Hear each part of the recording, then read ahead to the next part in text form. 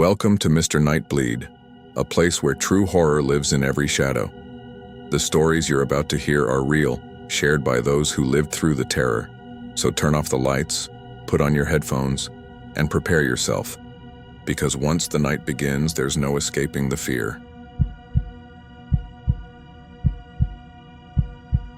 The first time I smelled him, I thought it was the ocean. I know that sounds dumb. You spend enough time on a ship and the air itself gets a taste to it. Wet salt, something metallic if you're close to the hull where spray dries and leaves a film. But this had a sharper edge, like old coins warmed up in your fist. I was on deck with my girlfriend Naomi, leaning against the railing and taking pictures of the water churning in the wake. Miami was a string of Christmas lights behind us. The ship had slipped out past the channel and into dark, open water. People were still excited and wandering around in sandals, talking too loud, becoming friends they'd forget by morning. We booked the cruise as a cheap reset. 3 nights. Miami to Nassau and back. I was one of those people who rolled their eyes at cruises until we actually stepped on and got hit with the air conditioning and the noise and the smell of every buffet line on earth mashed into one. Naomi wanted a tan. I wanted to sleep and maybe read. The ship was newer, all chrome and blue lights at night. Every surface had a place to rest your drink, which told you everything about the vibe. The midnight buffet was our downfall. That's the phrase Naomi used later, when she could. Laugh about it for 5 seconds out of every day. If you've never done one, picture a food court in a mall that someone decided to cram full of people at 1 in the morning, and then set on a moving platform. Kids with plates piled high with nachos. Men in polos pretending they don't eat. Dessert and then going back for 3. Women in sundresses doing that half shiver because the air conditioning is insane. It was silly and fun in the way only a bunch of overtired strangers can be. We were halfway through a plate of midnight tacos when the middle-aged couple sat next to us. He was one of those guys who look retired even if they're not. Tan, eh? Lines from a watch, white eyebrows. She had a floral dress and the kind of gold hoop earrings that catch every light. He introduced himself as Vic, and she was Marla. Houston teachers, finally taking the trip they kept putting off. They asked if we had any port tips, and Naomi pulled out a note on her phone with a list like she was suddenly the captain. It was easy to talk to them.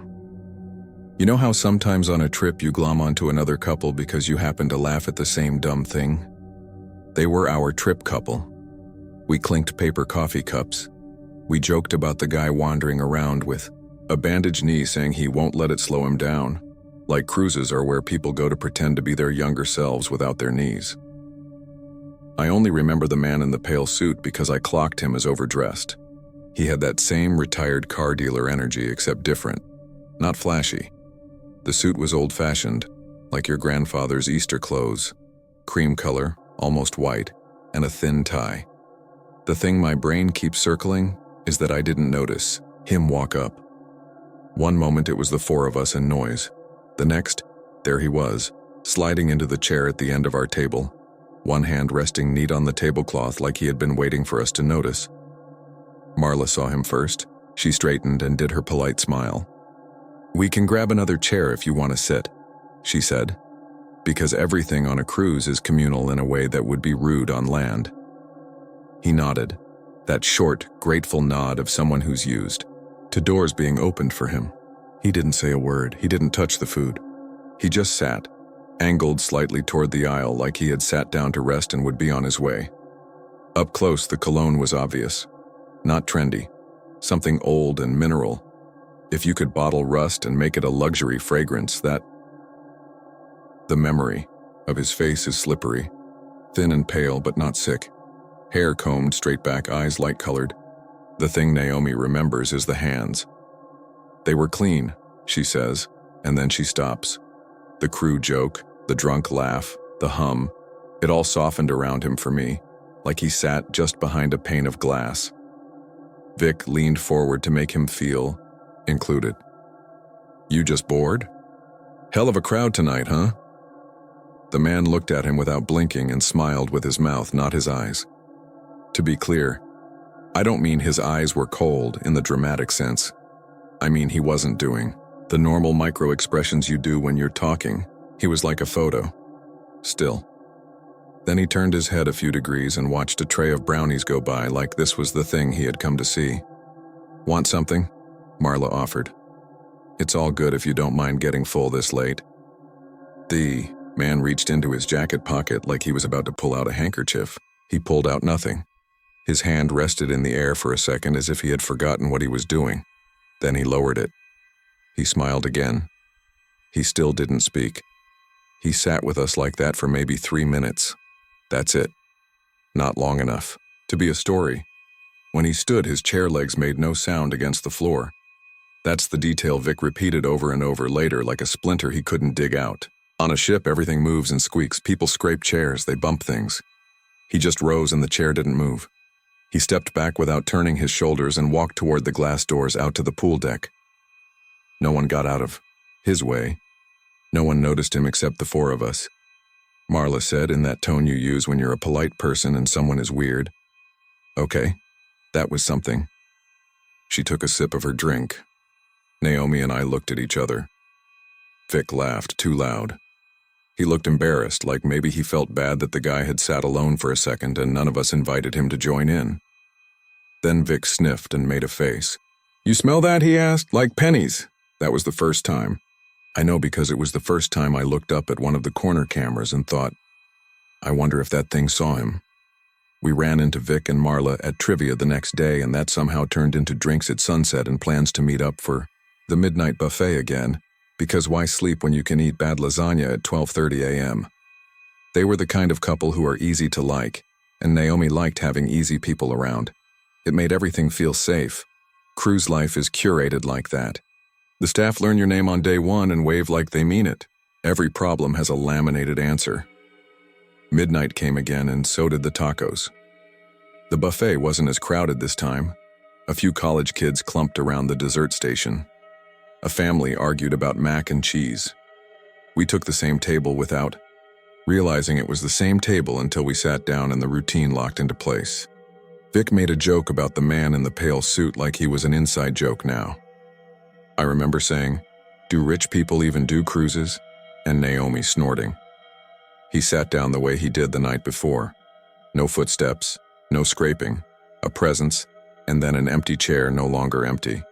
Pale suit, thin tie, same angle toward the aisle, same hobby of watching trays go by. He glanced at us like he was checking we were still here.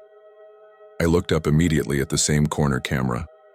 The lens stared back. The man's hair was damp this time, like he'd stepped in from rain. Not dripping, just sleeked back with water. His hands were folded right over left on the tablecloth.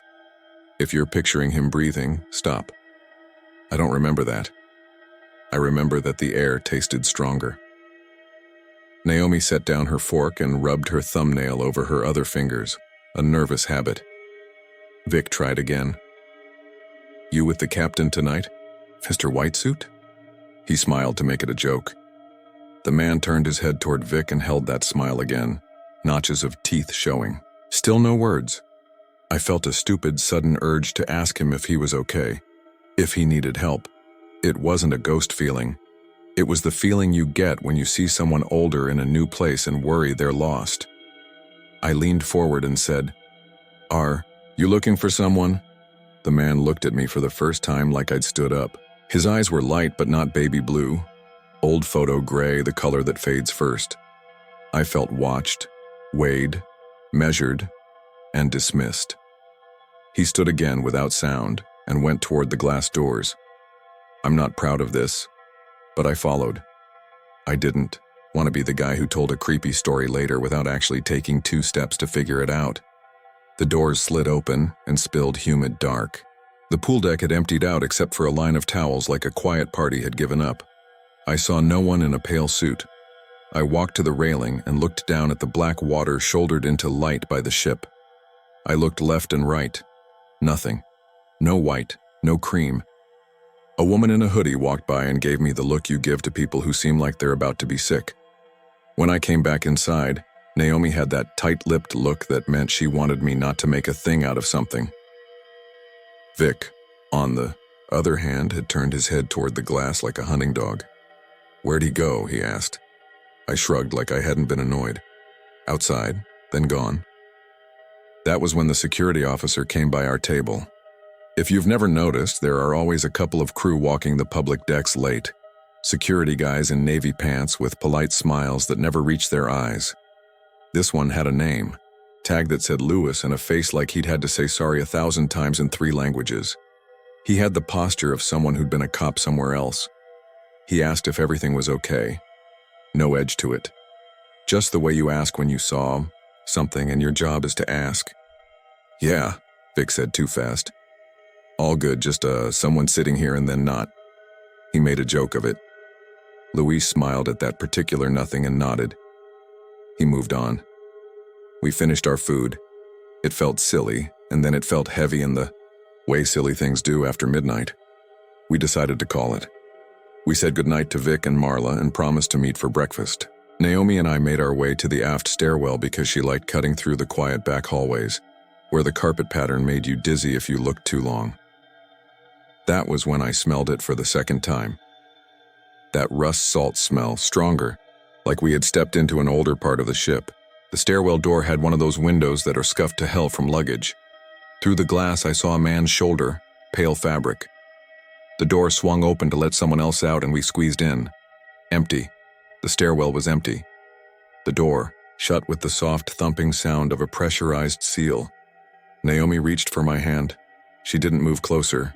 She didn't say she was scared. She just laced our fingers and we walked up one flight and out. The next morning I woke up to a paper slid under our door. Not a bill. A note from guest services saying security would like to speak with us at our convenience. It wasn't ominous. We'd seen a waiter drop a tray of glasses and watched 3 people in suits materialize to fix the problem like the hull had sprung a leak. These ships run on noticing. Luis was the one who met us in the little office by the midship elevators. He apologized for bothering us and asked if we would mind answering a few questions about a guest who may be unwell. He was careful with words. He asked us to describe the man. Naomi did. I added details. Vic and Marla were already there. In 2 gray chairs, Marla's hands knotted in her lap. She gave me a little wave like we were seeing each other in a grocery store. Vic looked uncomfortable, like the office was too hot. Luis asked if we'd be willing to watch a bit of camera footage to resolve a small discrepancy. He didn't say which camera. He didn't wink like TV. He walked us through a door into a room that had too many screens and the hum my high school computer lab had. On one of the screens I saw the corner of the midnight buffet from last night. The date timestamp in the lower right corner crawled forward as we watched our group sit down. I saw myself laugh and wipe my face with a paper napkin. I saw Vic wave at someone off screen. I saw Marla gesture with her cup. I saw Naomi tuck her hair behind her ear. 4 people at a table. 4 chairs. The chair at the end of the table stayed empty. "Go ahead and tell me when you see the person you mentioned sit," Luis said. We watched ourselves turn in unison and look toward the corner. We watched our heads track a presence moving toward our table. We watched the 4 of us shift our bodies to make room. And the empty chair stayed empty. No pale suit, no thin tie, no body between the edges of the frame and us. The empty chair was suddenly not empty in our minds because of how our shoulders made space for what wasn't there. We watched me glance up at the ceiling like I was doing a bit. We watched me stand and go toward the glass doors. We watched. The doors slide open to show nothing but black and silver light. "Sometimes these things are laggy," I said, hating the sound of my voice. Luis said nothing. He let us keep watching. The footage showed the chair at the end of our table. A moment later, it showed the chair pushed back an inch. None of our hands were near it. That made my throat feel cold. On the screen, we kept talking to the empty chair. We kept offering it food. "This is a trick, right?" Vic asked. He laughed, but there was no air under it. Luis shook his head, slow. "I wanted to make sure you saw what we see. Sometimes perspective can be strange." "What is it then?" Marla asked. "A glitch? A weird angle? Could someone be sitting that we can't see because of reflection?" Luis moved the footage back and forth. He zoomed. I watched pixels try to become meaning. He didn't offer an explanation. He turned off the screen. The room felt instantly smaller. "Here's what I can tell you," he said. "You are not the first to tell us about a guest in a light-colored suit. We have not been able to confirm that guest on our manifests. We have had no medical emergencies consistent with someone needing help in that area. If you see this person again, please do not follow. Please let a crew member know and go somewhere well lit." "Who is he?" Naomi asked, and the question sounded like she hadn't meant to ask it out loud. There was an answer in her head she didn't want, the way you sometimes can hear your brain slide toward a word like a marble finding a groove. Luis's eyes flicked to a coworker, a woman in a navy vest who hadn't said a word and who now pretended to look at a clipboard. He set his mouth in a straight line. "There are stories. I don't like stories. They make guests nervous. Ships are safe, do you understand?" He looked at each of us until we nodded. He walked us out like a polite waiter, shook our hands, and told us to enjoy our port day. We stepped into sunshine that felt staged. A steel drum band somewhere played Three Little Birds for the 90,000th time. The ocean looked like a pool somebody forgot to vacuum. This is where a different version of me would have laughed it off. We did the tourist thing. We bought hats we didn't need. We took a glass-bottom boat tour with a guide who told the same jokes he'd told every day for the last 4 summers. We ate conch fritters and drank too much. We smiled in photos. Every so often I caught Naomi sniffing the air the way you sniff milk you're not sure about, and every time she shook her head and made herself smile bigger. On the second night, at sea again, a storm caught us. The captain did the captain thing over the intercom, using the special voice meant to make people calm. "We expect some movement overnight. Please secure items in your staterooms and exercise caution on open decks." People cheered in the dining room like they were on a ride. The ship began to move in a way I had not anticipated. Less bobbing, more a long, thoughtful lean as if it were checking what you're made of. The hallways developed a tilted funhouse feeling, where the carpet pattern made it look like you were drunk, even if you weren't. The midnight buffet still happened. Of course it did.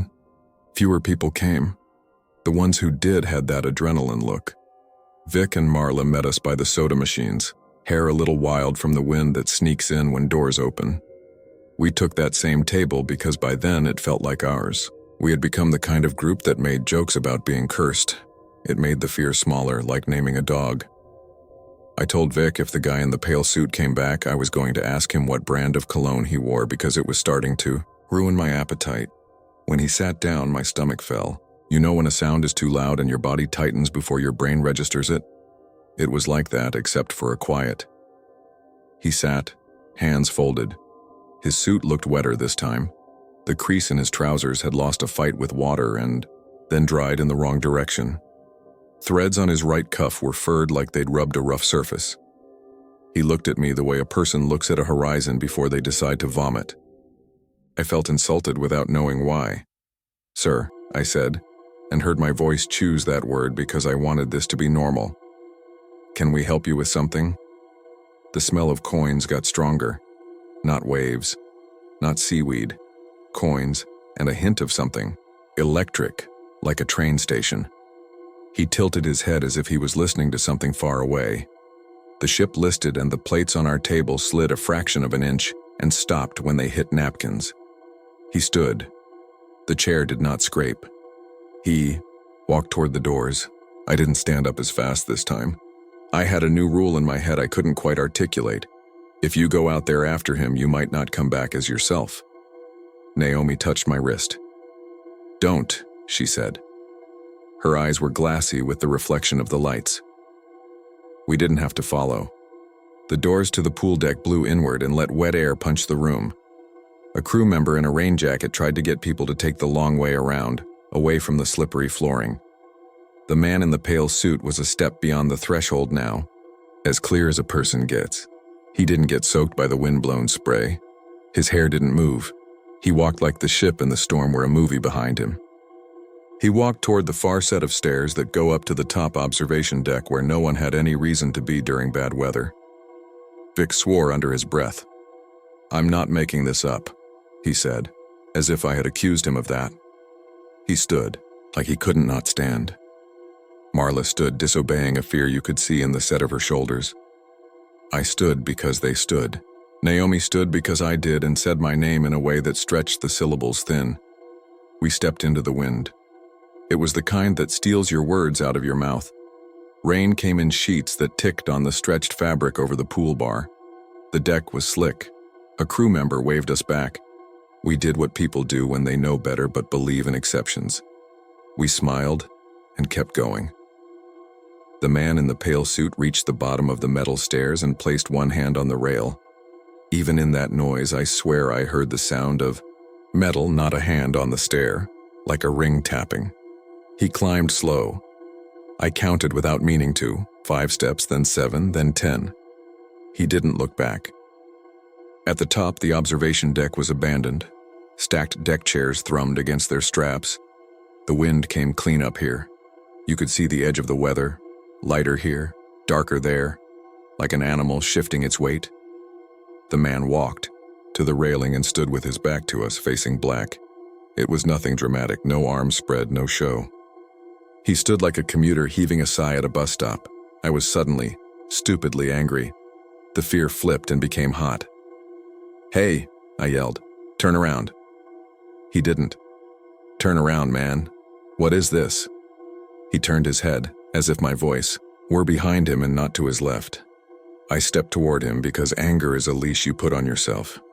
Naomi grabbed my forearm hard enough to leave a bruise I saw the next morning. "Don't," she said again, and it was a rope we both held. Vic moved past me. He was a nice man, and nice men hate rudeness more than they should. He went to stand a foot from the pale suit and did that older guy dad thing where you make your voice stern but polite.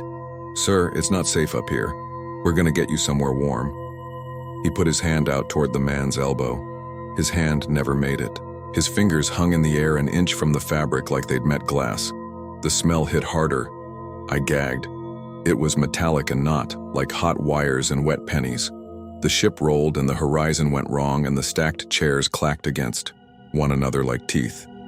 The pale suit man tilted his head toward the lower deck, toward a single lonely deck chair that had escaped its strap and sat by itself near the railing facing the water. I saw it and hated it instantly. The chair had been dragged there. You could see the marks where its legs bit wet deck and left 2 dark lines. Marla made a sound. I didn't have time to think it through. I grabbed Vic's wrist and yanked him back. That broke whatever line was being drawn between the man in the suit and the chair, because the man turned a quarter turn toward us. Up close, there was nothing dramatic to his face. No skull, no sewn mouth. He looked like a man in the late 60s who'd been handsome once.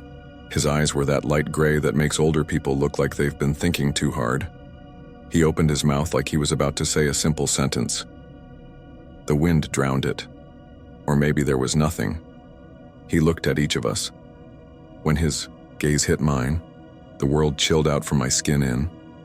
My fingertips got cold in my palms. My tongue tasted like I'd bitten a battery. I don't believe in a lot, but I believed in gravity and the way it felt wrong then. Like the deck under me was a rumor. "Time to go," Luis said, and I jumped because I hadn't heard him approach. 2 security officers had made it up behind us. One of them had a hand on Naomi's elbow. Luis had that voice again, the one that moved people. "Everyone inside," he said. "Now." He looked at the man in the pale suit and did not look surprised. He didn't look scared. He looked tired. We obeyed because in some situations you remember the shape of authority and are grateful for it. We moved as a little group. The man in the pale suit didn't move. For a second, it was like leaving a conversation you'll never get to finish. We got to the stairs. Luis looked back. The man had turned all the way toward the railing again and set his hand on it. He leaned forward like someone smelling rain. The ship leaned too, in a long, slow arc, and the lights around the deck did that blink like they were thinking of going out. We reached the lower deck and the wind blew sideways hard enough to make Naomi laugh in that hysterical relief way. We were 20 feet from the sliding doors when every speaker on the deck crackled. Not the soft chimes they use for announcements, a pop like plugging in a guitar amp. For a second, I thought it was the captain. Static filled the air in a way that made the hair on my arms rise. Through it came a sound I still can't convince myself wasn't a voice. A thin, high note like a whistle held for too long by a patient person. Then it cut. The light steadied. The smell lifted. A deckhand, in a yellow jacket, was pulling a single chair backward by its back legs along the wet deck, away from the railing. He looked like a guy moving something in his living room when his wife tells him it's bad feng shui. I watched the legs leave 2 fresh tracks in the water and thought about the identical tracks that had been there before we came upstairs. The deckhand didn't look up at us. He didn't look at the chair like it was anything. He moved it back to the stack, tied the strap, and then, for a second, put his hand flat on the top chair like he was reassuring it. Then he hustled off. We went inside.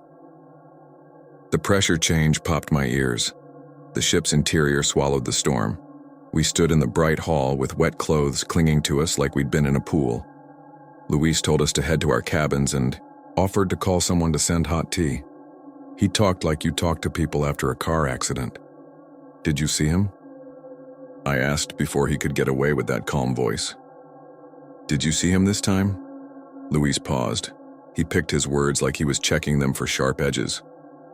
I saw you 3 on the top deck during a storm. I saw a chair by a railing that shouldn't have been there. He looked at me until I stopped.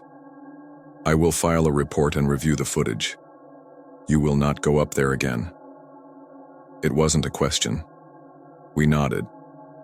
We stood there too long in a circle like people after a fire. Drill. Vic reached for Marla's hand and she let him have it with both of hers. Naomi said nothing. We slept badly. The ship creaked and twisted, announcing each movement to the furniture like old bones talking in a quiet room. At 3:12 a.m., I woke up, sure someone had opened our cabin door. It was shut. The light from the hall made a thin rectangle under it. The air in the room had a little more weight than air usually does. Naomi was awake too. She reached for me. You smell that? She whispered. We lay there and pretended we didn't. The next day, our note from guest services came earlier. Another meeting. Luis again. He looked more tired. He didn't bother with the big room full of monitors. He showed us a clip on a tablet. The 4 of us, wind-tangled, walking toward the top deck stairs. The observation deck, empty except for a white glare of water in the line of the rail. The single chair by the rail, turned toward the sea as if someone had set it there for the view. No man in a pale suit, no person at all. There was a moment, if I'm honest, there were 3 frames, where the image shivered, and I could put a person there with my mind like when you see Jesus in Toast, and if you freeze and slow and squint, there's a hint of shape. But that's for me. The footage did not require a ghost to make sense. It only required us to be wrong. Luis let us watch the part where the chair moved. I had expected it not to, like maybe I'd imagined even that. On the screen, the chair by the railing didn't slide or jolt. 1 second it was by the rail. Then the frame blinked because the recording skips microseconds, and the chair was 2 inches closer to the rail. 3 blinks later, it was 4 inches closer. Another blink and the legs were right at the scupper line where water runs off. No hands on it. No wind strong enough to drag only one thing. I felt my jaw clench. If you want to argue physics with me, please do it somewhere else. I know how wind works. I know how water works. It is a heavy chair. What is he? Marla asked, barely above a breath. Luis rubbed his temples like a man with a headache that lives behind his eyes. People have stories. Some believe every ship keeps stories, every accident, every goodbye. People go to sea for happy reasons and sad ones. We are very good at counting heads. We are very bad at counting reasons. That's not an answer, Vic said. It's the only one that doesn't make me a liar, Luis said. He set the tablet down like it weighed more than it should. My job is to keep you safe. Safety on a ship is 90% not going where you feel like going. You're curious people. It is good to be curious. Please don't put your curiosity next to a rail in a storm again. They offered us a spa credit, which is what you do when guests see something they shouldn't. We declined and took it anyway because we didn't know how to turn down help from any quarter. We avoided the midnight buffet that night. We stayed in our cabin with room service and watched an old movie with the volume low and the subtitles on. The ship was gentler now, not still but steady, like it had remembered how to be itself. Naomi fell asleep with her head on my shoulder and the room smelled like French fries and lotion. Around 1 in the morning, a knock came at our door. Not the rapid, urgent knock of staff. The polite, patient knock of a neighbor. I knew it was Vic or Marla before I stood up. I opened the door and there they were, both in sweatshirts and flip-flops, eyes bright with the kind of fear that wears a friendly face on top like a mask. "I'm sorry," Marla said immediately, because she is the kind of person who apologizes as she is drowning. "Can we sit here for a minute? Our room smells like metal, and the chair by the window was pulled out when we woke up. I know that's nothing, but I hate it." We let them in. Naomi made tea with a weird little kettle that looks like a prop. We sat on the edge of the bed like college kids. Vic looked at the floor. "I don't want to be dramatic," he said, "but I want to get off this ship." "We're in the middle of the ocean," Naomi said. "We're literally bound to it until morning." "I know," he said. He rubbed the heel of his hand against his chest like it hurt, and he didn't want to say that part out loud. "I keep hearing something small, like someone tapping pipes, to get attention." When I went to the bathroom, the mirror was fogged like someone had just showered. Our shower is bone dry. I put my hand up to wipe it, and there was already a handprint there. I know. It could be anything. We didn't sleep. We stayed like that until sunrise burned the room into color. When the announcement came that we could disembark for Nassau, Vic and Marla were first in line to get their cards scanned. I watched them walk down the gangway with a relief so big it looked like a mistake. They didn't come back. Guest services called us that afternoon to say our friends had opted to extend their stay on the island and fly back to Houston from there. Marla texted Naomi that they'd found a cheap hotel and they were sorry to ditch and please let's grab a coffee in the terminal back in Miami if the timing worked out. Her typing bubbles appeared and disappeared 3 times after that, like she didn't know how to choose words. On our last night at sea, we went to the midnight buffet by accident. The habit was stronger than our fear. We told ourselves we wanted to stand in bright places with lots of people. It was crowded again, all the nervous energy of people trying to wring the last drop of vacation out of the clock. We took a table, far from our usual. We did not look toward the glass doors. We did not try to be brave. We ate cake and talked about nothing. We were almost done when I felt the smell before the air changed. Naomi put her fork down. I looked up and every light in the room seemed a little whiter. The chair across from me slid back an inch. No one touched it. I didn't look. I looked at Naomi and made conversation about whether the coffee was actually coffee or just brown water in a costume. She answered, shaking, playing along. The chair slid another inch. A napkin that had been folded by an invisible hand lifted like breath, stirred it, and then fell flat. My heart hammered in my throat, and all the thoughts I had about rational explanations lined up and fell off a cliff. Someone laughed too loud at the carving station. A pop song tripped over itself on the speakers and started again. The chair stayed where it was, far enough from the table for a man to sit. We stood together holding our trays like shields and walked them to the tray return. We walked out into the ship's bright spine of hallway, turned down a softer carpeted stretch and rode the elevator to our deck. Another couple got off with us and said goodnight. We said it back in the voice you use to keep a stranger from noticing your hands. We reached our door. The lights on our keycards blinked green. We went in. The single chair by the small round window had been pulled out and angled toward the glass. There was a faint dark line on the carpet where the leg had dragged. On the cushion was a damp patch the shape of a sitting person. The room smelled like rust and salt and the inside of a battery. I went to push the chair back in because that was the only thing my body knew how to do. My hands closed on the chair's back and stopped as if the air were thicker there. Not a shock, not a resistance. A tension, like pulling against a current. I pushed harder. The chair gave a centimeter and then another. I set it flush with the vanity and left my hand on it.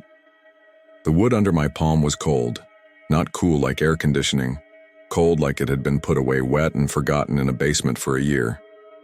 I pulled my hand back and watched the condensation line on the window melt and reform as if a forehead had rested there and then moved away. We didn't sleep. We watched the window. The ship moved steadily. No storm. The horizon was the soft, red smear you get right before sunrise when the night has to let go. At 6, the smell was gone, burned away by light and coffee and bacon from down the hall. We got off the ship in Miami and did the dumb, happy thing people do at the end of vacations. We took a selfie with the ship behind us and said something on the caption about needing a vacation from our vacation. Vic and Marla weren't there. They texted later that week to say they made it home fine and maybe next year all 4 of us would go somewhere boring like Kansas. Marla added a smiley face that somehow made it sound like a prayer. Back in our apartment, we did exactly what you think. We told ourselves we'd had a weird experience and that weird experiences don't have to mean anything. We went to work. We did laundry. We joked about the cruise line's cologne line called Old Pennies. It was funny until it wasn't. 2 nights after we got home, I woke up to the sound of our living room chair moving. It was a small, soft scrape like someone shifting their weight and the chair's legs saying hello to the floorboards. I lay there and told myself it was the fridge cycling or the cat my neighbor refuses to admit is his. I got up and walked to the doorway. The chair was angled toward the window. There was a faint oval in the cushion where a person had been. The window had a small half-moon of fog at forehead height that disappeared as I watched. The air did not smell like home. It smelled like metal and salt and the first breath you take when you step out of an airplane door into humidity. I went over and touched the chair. It was room temperature. I slid it back. It rolled too easily, like the floor, sloped toward the window, and I'd never noticed. Naomi stopped sleeping with her back to the window. She started closing the curtains tight and setting a glass of water on the sill like you do in a folklore story for a thirsty guest. I started hearing a knocking under the fan when the apartment was very quiet. Too regular to be the building, too irregular to be a pipe. Sometimes when I ride the train to work and the air in the car is stale and electric with too many phones, I catch a whiff of rust that comes from nowhere, and I look up expecting to see a man in a pale suit standing by the doors, still as a photograph listening to a station that isn't ours. I have the security footage on my phone, not the one from the office. Luis would not give me that, and he was right. A kid at the dessert station took a video the last night for his Instagram because he thought the storm from the day before might repeat, and he wanted to catch lightning. His camera left the window and wandered my way just in time to catch an empty chair pull itself back an inch on an otherwise quiet deck. In the audio, nothing reacts. No one sees it. He had no idea he'd filmed anything strange until he got home and played it with the sound off. He DM'd me because Naomi had posted about our haunted cruise in a way that made it sound like a joke. He wanted to know what he'd caught. He wanted me to say wind. Sometimes I show the clip to people who are brave and want to be scared. Sometimes I don't because I'm tired of seeing the way their face changes when they try to fit what they're seeing into a world that feels safe. The clip is short. It doesn't prove anything. It won't change your mind if you don't already believe in chairs that move by themselves. I keep thinking about that chair set by the railing. It wasn't facing the pool or the bar or anything worth watching. It faced the black water like the ocean had a showtime and someone had picked their seat for it. The crew pulled it back. Then the storm passed. Then, I guess, somebody put it there again. This is the part where I should wrap it up with a message about not following your curiosity to the edge of a railing. I will say this instead. I don't think he wanted us to go over. I don't think he wanted us at all. I think we were furniture in his version of events. He was the passenger. We were the ones who weren't there. If you go on a cruise and a man in a pale suit sits down like he belongs to the chair more than the chair belongs to the floor, don't be brave. Don't be polite. Let the crew handle it. Go somewhere loud and normal where people are bad at karaoke. If you pass the pool deck late and you see a single chair pulled to the rail, turn toward the dark, keep walking. Chairs are for living people. Let the missing ones take the aisle seat.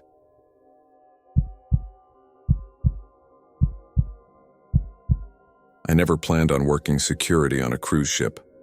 I was 26 in 2012, a year out of the military and pretty much game for anything that paid me to be near the ocean. The cruise line called it loss prevention, which sounded like shoplifting at a mall. In reality, it meant all the awkward late-night human stuff nobody wants to talk about on vacation. Fights, missing wallets, people drinking too much or not enough and falling apart, and sometimes things that didn't fit neatly on a report. Our ship did a 7-day loop in the Caribbean, Miami, Nassau, a private island, then back across water that looked like a screensaver. You stop thinking about the ocean as water after a while. It's just the floor that moves. The first day is always a blur. Muster drill. People learning how their key cards work. Lines for everything. The second day is when people finally relax and weird things start to happen. That's the day a boy went missing. I remember the call because of the father's voice. We were on deck 9 by the main pool doing a slow walk to show the uniform when the radio cracked. LP to deck 7 forward corridor. Family reporting minor separated. Please respond. The dispatcher sounded calm. The father didn't when I got there. He was tall, sunburn just starting to show around his neck. An American sports team hat that had all the salt rings. He had both hands on a cabin door like he thought he could push it open by will. His wife was crying without sound in those tight little breaths that bob your shoulders. Their daughter, maybe 12, stood to the side clutching a beach towel and staring at nothing.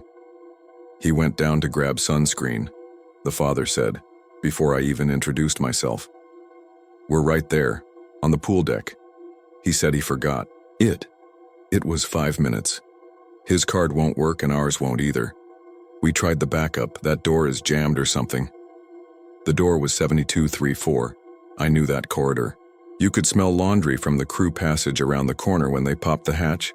A warm cotton scent that always made me think of middle school gyms. I tried my MasterCard. The light on the lock should flash green. It flashed amber, then red. Not unheard of. Systems hiccup. I hit the radio and called Daryl, my shift lead. You need a physical override? He asked. Yeah, I said. Card reader's not taking it. All right, I'm on my way. Keep the family there. Don't let anyone else crowd the corridor. While we waited, I did the normal questions. Age, clothes, name, Owen, 8, blue swim shorts with cartoon fish on them, a white shirt that already had ketchup on it because of the burger bar. He liked to hop every third step because his mom told him not to.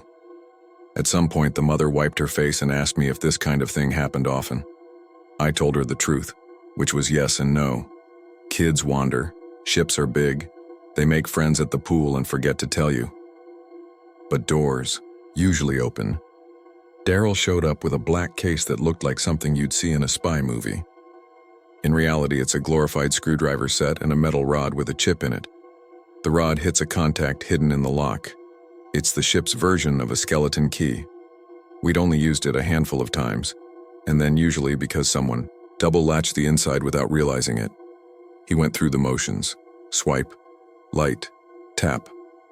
The lock chirped, thought about it, and refused. Again, the father said, louder now.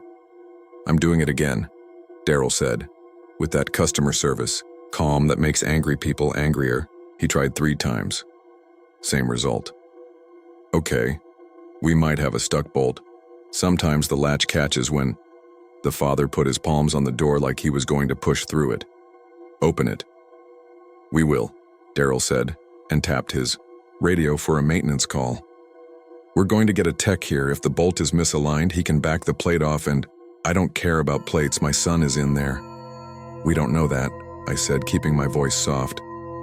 There are a lot of places he could have stopped. The arcade's 1 floor down aft. Kids love it. We'll check cameras. But right now we'll get this door open. The maintenance guy, Mateo, came fast. He always did. Young, shaved head, sleeves rolled and a pencil tucked behind his ear. He had the magic touch with ship doors. I'd watched him fix a cabin safe in under a minute with a magnet and patience. He set down his kit, listened with his ear to the seam where the door met the frame, and frowned. Feels like pressure, he said to nobody in particular. Like, it's sucking a little. Daryl and I looked at each other. Pressure makes sense in engine rooms and fire doors. not in a standard stateroom. But ships play by their own rules. Mateo used a thin plastic wedge to make the tiniest gap, then slid the metal chip rod in again. "You'll feel it when it clicks," he murmured. "You can hear it." He pushed, pulled, shifted his weight like a safecracker. The light stayed stubbornly red. He swore under his breath and then tried the old-fashioned way. 2 flat bars, a cloth to protect the wood, a gentle prying movement like opening a paint can. He was careful. He never marked doors. On the 3rd try, the lock gave a short, electronic beep that sounded like a toy dying. The bolt retracted. The father didn't wait for the handle. He turned it and shouldered in so fast Mateo had to hop backward. The cabin lights didn't come on. That's the first thing I noticed.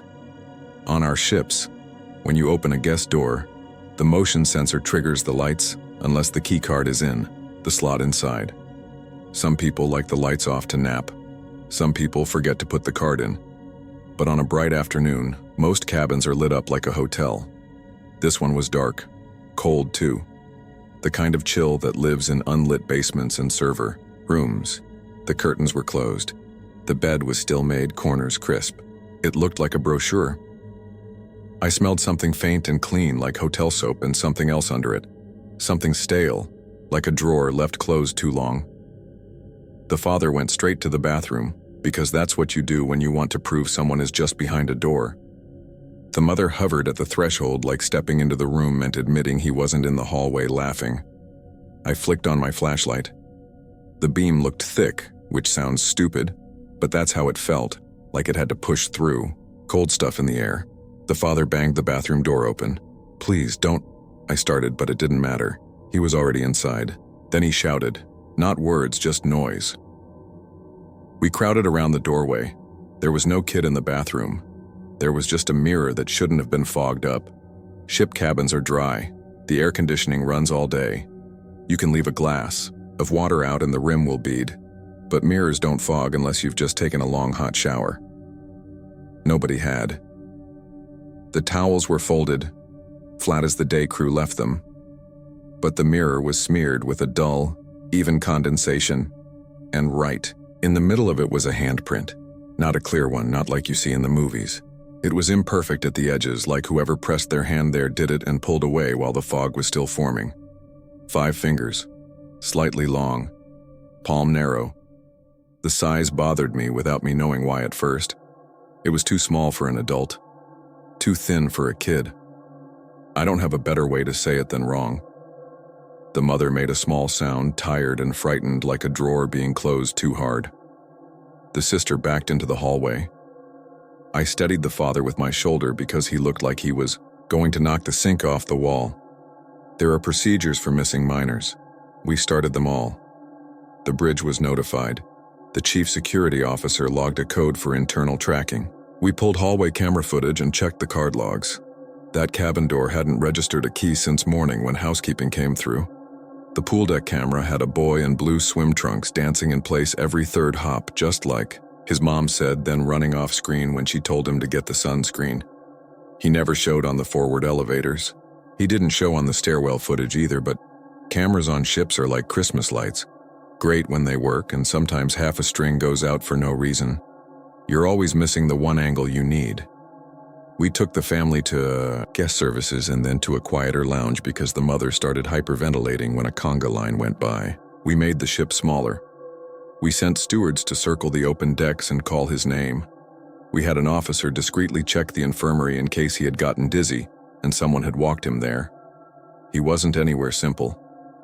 Daryl sent me back to guard the cabin until we could officially seal it. It's not a crime scene when you don't know a crime happened, but it is a place you don't want guests walking into by mistake. I sat on a folding chair by the door with a sign in my lap because the magnet we used for out of order wasn't there yet. Housekeeping walked by with linens and traded that knowing crew look with me. Chin up, half smile, and unasked, "You good?"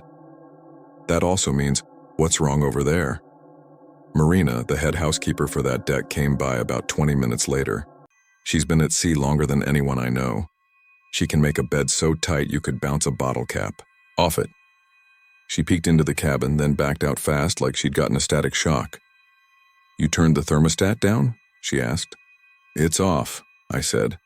I glanced at the wall controls.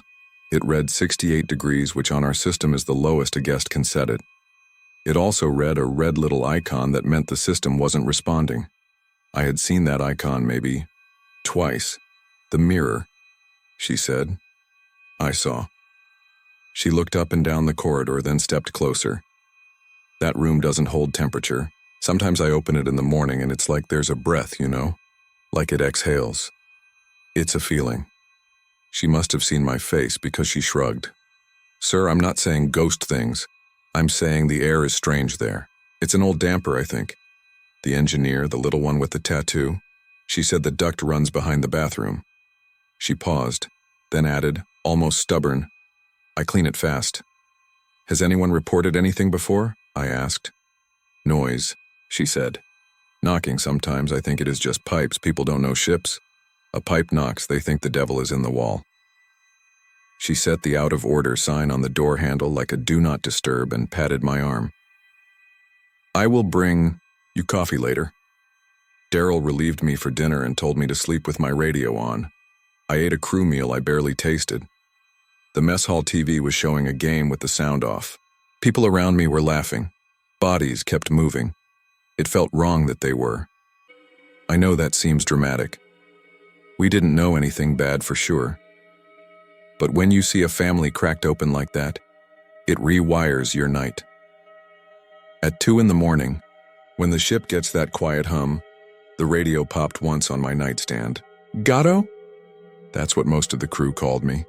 Long story involving a cat in St. Thomas. You awake? Yeah, I said. Daryl never called if it wasn't important. We sealed 7234, he said. We're keeping it that way until we hit Nassau. We'll have port authorities come aboard and do a full search if it comes to that. Family's in a different room. Listen, I want you to do a rove on deck 7 forward while I take deck 8. Some calls. What kind? Guest in 7236 says they heard knocks from the sealed cabin. Also a child's voice. Then stopped. I'm sure it's just sympathetic. Noise and people getting wound up, but let's just be a presence. Over. I pulled on my uniform and went up 2 decks because the crew elevators were slow at night. The corridor outside 7234 looked like it always did at 2 a.m. Carpet that ate your footsteps. Emergency light glowing over the stairwell door like a nightlight. An abandoned room service cart down by the aft bend. I stood by the sealed door and listened. If you want to make yourself crazy, stand next to any closed door for long enough. Air sings in vents, pipes settle, doors expand and contract. I heard things. I tried to be a grown-up about them. At 2:19 a.m., clear as if someone was on the other side whispering, I heard a cough. A kid's cough. Short, tired, like the sound kids make when they're embarrassed about being sick. I stepped closer and the hair on my arms lifted. Then nothing. I keyed the radio, and before I could transmit, Daryl's voice hissed soft. You hear that? You too? I asked. I'm on deck 8, above you, he said. I heard it through the floor. We climbed stairs and met at the landing halfway. We looked like idiots, 2 grown men listening to the air, but we didn't laugh. It's probably the HVAC, Daryl said, because that's what you say when you don't want the other person to see your face. Marina said the duct runs behind the bathroom, I said. Pressure. We walked to 7234 and stood like we were waiting for the person inside to invite us in. The sign on the handle swayed a little in the current from the AC. Daryl touched the lock housing with 2 fingers. It's cold, he said, surprised. Then he stepped back. Nope. I'm creeping myself out. We did one more loop up and down the corridor and told the guests on either side we were just checking on a maintenance situation. On deck 8, I heard the shuffle of someone inside their room moving toward the door when we passed. I didn't blame them. The next morning, the sea was so calm people were doing yoga on their balconies. The missing person procedure widened. We prepared a more formal search. We did a second pass on the footage. The boy never appeared in the places he should have. You'd be surprised how many things go through a ship's back of house without ever being noticed.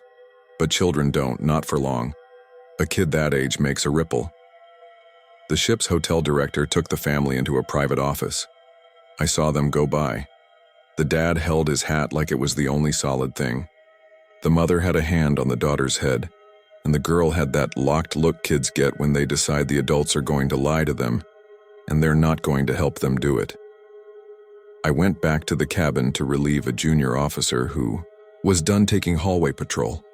I shouldn't have gone inside, I know that now, we weren't supposed to. But the door was sealed and dark, and there was a low, steady whine like a refrigerator running in a house when you've been gone for a few days. It felt like being watched by furniture. I used the master override because I still could from the outside. The lock light went amber, then green. The bolt retracted and then fought me for an inch like the door didn't want to peel away from the frame. When it did, the air that came out touched my face like a hand dipped in cold water. The bed was still made. The curtains were still closed. Nothing had been disturbed by anyone human. The bathroom door was ajar. I moved to the threshold and said very quietly, "Owen?" It's a foolish thing to do, but the name had weight now. The mirror was at it again. Not fogged all over this time. Not like last night. Just a small bloom spreading in a perfect circle from the center out, like someone had breathed on it and then kept breathing. I watched by accident, because I didn't want to see it and couldn't look away. The bloom reached my shoulder height and stopped. No handprint, no words, just a moist circle that should have needed steam to happen. I stood there and felt every part of my training evaporate into superstition. I stepped back and closed the bathroom door gently like I didn't want to wake someone. When I turned, the deadbolt on the cabin door clicked itself. I froze for a full second. The inside latch is a simple thing. A knob you slide. You can hear, it's set. That same sound came from the door behind me. I turned back and put my hand on the handle without thinking. It wouldn't move. I wasn't locked in. Those doors always allow exit from the inside, but the feeling of a latch setting, itself on the ship with the sea that flat made the whole room tilt. I stepped to the door, put my fingers on the latch and slid it back. It moved. Easy. Fine. I told myself it probably settled. I told myself the ship flexes and metal moves. When I pulled the door closed, I heard a tiny sound like bare feet lifting off carpet on the other side of it, and I honestly couldn't tell if it came from the cabin or my own brain. I didn't go back in alone after that. We made Nassau the following day. The family disembarked there with a small cluster of officers around them like a bubble. You don't make people walk through the atrium alone when their son is missing. The Port Authority came aboard and did what they do, professionally, methodically. You think of TV shows. Those aren't built for ships. The cabin was photographed, scanned, measured. They pulled the panel off the bathroom vanity to look for voids. They checked the gaps around the bed platform. They had a little mirror on a pole they slid under things and a dog that sniffed and then sat, confused because it had nothing to tell us. When they were done, the lead investigator said something to our chief I couldn't hear. The chief nodded and looked down the corridor at me. We sailed at sunset with that cabin marked out of order. The sign was a small, polite lie to keep the rest of the ship comfortable. Guests walked past and talked about the next port. A group of teenagers took pictures by the weirdly locked door and laughed like they were at a haunted house. The girl from the family, Owen's sister, walked by once with her mother, a crew, member on either side heading for the gangway. She looked at the door and then at me and then at the floor, and I stupidly reached in my pocket and found the coin I flip when I need to keep my hands busy. It had warmed to my skin. I don't know why that's what I remember. We did more night roves on Deck 7. Each time we stood there, we heard something. Air, pipes, whispers we couldn't swear weren't made by our own heads. At 3:11 a.m. on the last night at sea, the guest in 7236 called again, voice shaking. She said she woke to the sound of someone trying her door from the hall. When she looked through the peephole, the hall was empty. She said then there were 3 taps from the wall she shared with 7234. I went by. I stood and listened. I told her I'd be in the corridor a while so she could sleep. And she cried a little with relief that made me feel both useful and like a liar. Right before dawn, when the ship does its slow, quiet shift toward home, I heard the elevator down the corridor. Ding! All the way forward where no guests should call it at that hour. I put my hand on my radio without keying it, just to feel something I could control. The elevator doors opened with that soft, rubbery sound. Nobody got out. The doors closed. I started toward it and then stopped because from inside the sealed cabin I heard the low, unmistakable sound of a voice counting. Not in words I could make out. Just the rhythm of it, like a kid playing hide-and-seek and whispering numbers to prove he was doing it right. I think I could have opened the door again. The master override would have worked. But I did not. I stood there and held my breath and listened to the counting stop, and then the smallest thump, like a hand on the door. At about knee height, I said the boy's name out loud again, and I shouldn't have, and the AC kicked on hard enough to push cold across my ankles. The sign on the handle swung and hit the wood once, twice, 3 times. We docked in Miami. We did what ships always do: unload, reload, turn around. There's not a lot of room for grief in that machine. The cabin was still out of order. Maintenance planned to bring an engineer in with a meter to check the duct behind the bathroom. They wanted to rule out a negative pressure issue caused by a stuck damper. That's a reasonable theory. It might even be right. None of that explains the fog, but you tell yourself, part of a thing is enough. Before the next set of guests boarded, Marina asked me to walk with her to the cabin. She had a new girl on her team who didn't want to clean that section if the door was going to be taped shut. Just to show her, Marina said. Just to say it is nothing. We took off the magnet sign and I used the override. The door stuck for a tick again. When it opened, the room felt a degree warmer, like the air had decided to act right because more of us were there. Marina stepped in and set the fresh towels on the shelf by the bathroom. The new girl hovered in the hall, wide-eyed, chewing gum. I did a slow circle, not touching anything. Why I looked in the bathroom again, I don't know. Habit, hope, fear, all of it. The mirror was dry, no handprint, no breath. For a second I felt stupid for everything I'd felt. Then I noticed the faintest smear you only see when you lean and let the light rake across it. The kind of greasy residue fingers leave even after you wipe a surface a dozen times. I could see it because the ship had turned enough that sunlight pushed under the curtain and hit the glass. 5 long fingers. Not small, not adult. The same rung again. Marina saw it too. She made a sign of the cross so fast I almost didn't catch it. "Okay," she said to the new girl, voice suddenly bright. "We put the sign back. We call engineering if they want us to clean here. We don't go in alone." That afternoon, I was posted by the gangway as new guests streamed on. They dragged suitcases and took pictures under the welcome banner, and stepped over the threshold smiling like all the bad things in their houses couldn't follow them if they were at sea. A little boy ran past, hopping every 3rd step, and somewhere in my body something braced like a falling glass. He belonged to a different family. He had a different shirt. He shouted a different name and laughed. I let my shoulders drop. You want a neat ending. I do too. We never got one. I kept working the ship for another contract and then switched to a ship out of Galveston. I asked around when I could do it without being gross. On our old ship, 7234 stayed out of order for almost an entire cruise. Then one morning they fixed the pressure thing, according to engineering. Guests slept there again. Nobody reported fog or handprints, at least not to me. About 9 months later, I was on a late-down rove in my new ship's aft corridor. Different deck, different carpet, same life. When I walked past a door with an out-of-order sign hung on the handle with a strip of blue painters, tape instead of a magnet. That's not how we did it on that class of ship. I checked the number out of habit. It ended in 34. The font on the sign was the same we always used, but someone had written a tiny pencil mark on the bottom corner, like a note to themselves. I couldn't make it out.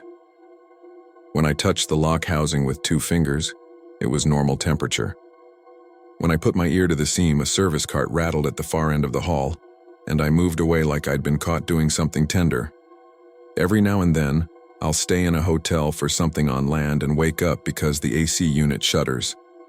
There will be a mirror on the opposite wall. It will show a streak from housekeeping that didn't quite wipe clean, or a trick of the curtain making a shape, and my stomach will fold in half and then I'll sit on the bed until it goes away. I keep a coin on my nightstand, same one from the day on deck 7. I turn it over sometimes without noticing. Both sides are smooth now. If you want to know what I believe happened, the honest answer is, I don't know. The sea takes things. That's not mystical, it's math. But ships also have their own weather. They carry their own rules. Metal remembers shapes. Air runs through ducts that were put there by men you'll never meet. Doors swell, and bolts stick. And 1,000 small sounds happen a day that you never notice until one line of them lines up and feels like a voice. I didn't see a boy vanish. I didn't see a hand press against glass with my own eyes. I saw the after. I heard the counting through a door I didn't open. I think about the father's hands on the wood and the way he said open it, like maybe he could break the idea of closed if he said it hard enough. I think about the mirror blooming on its own and the wrong-sized hand and the cough at 2 a.m. that was, I swear, not in my head. Sometimes I dream about walking that corridor and seeing the out-of-order sign on a different door every night, moving one cabin down like a chess piece. I wake up and tell myself I'm being dramatic. Then I'll go brush my teeth, and if the mirror is fogged even a little, I wipe it clean in one hard pass, and I don't look at the print my own hand leaves behind. I don't want to find out if it's the same shape. I don't want to give the shape a place to sit. A month ago, I was doing paperwork in the crew office when a message came in from a friend still on my first ship. It was a photo, one of those quick snaps people send without thinking. It was the corridor outside deck 7 forward. You could see a room service cart parked under the camera and a steward's legs walking out of frame. There was a small sign on a door handle that said out of order. The number was just out of view. In the reflection of the small brass peephole where the light hit it just so, there was what looked like a smear. 5 lines. Not clear. Not proof. He'd added no caption, just the emoji of a hand wave and a question mark. I didn't answer. There wasn't anything to say that didn't sound like a story. If you're asking yourself what you should do with this if you go on a cruise, I don't really have advice. Keep your kids close at the pool. Teach them to stop hopping every 3rd step. Don't go into rooms alone when something in you says don't. If a door won't unlock and the light flashes wrong and the air feels like a breath being held, step back. Wait for someone to stand with you. When you see the words out of order, believe them. And if you ever find yourself staring at a bathroom mirror that shouldn't be fogged, don't touch it. Let whatever is on the other side of that glass have the last fingerprint. Let it be the one thing you don't keep.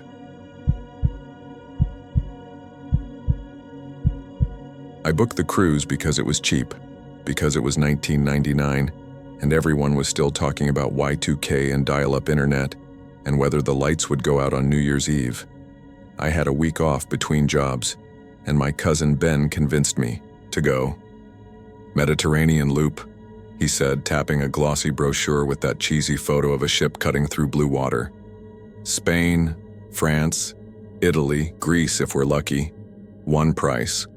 All you can eat. My girlfriend at the time, Claire, came along because she liked the idea of sleeping with the balcony door cracked so she could hear the waves. We were in our mid-20s, not rich, and the ship felt like a city that had agreed to pretend we belonged there.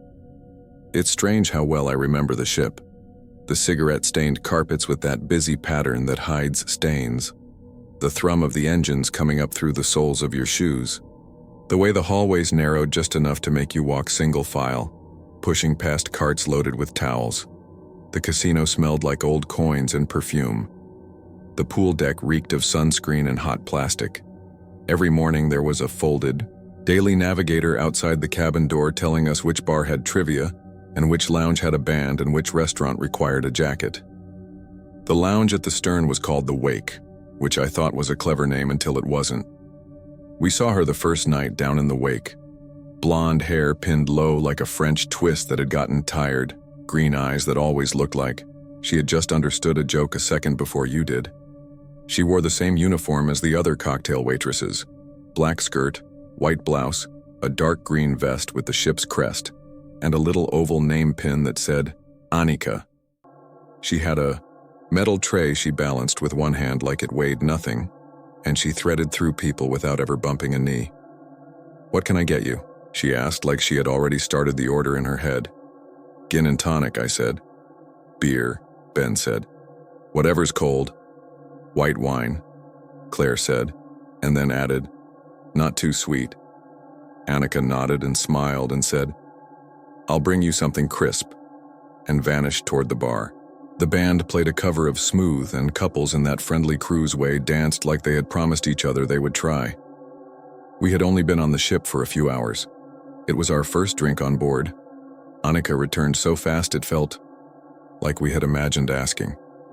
The drinks were exactly right. Claire's wine was crisp, not sweet. Ben's beer had condensation that dripped onto a paper napkin stamped with the lounge logo. I reached for my wallet. This was when people still carried lots of cash traveling, and handed her a $10 bill. She put it in her apron pocket without counting and said, "Thank you, Alex." I hadn't told her my name. Maybe I said it at check-in and she overheard. Maybe she was good at reading lips. Claire raised an eyebrow at me but smiled because the wine was exactly what she'd wanted.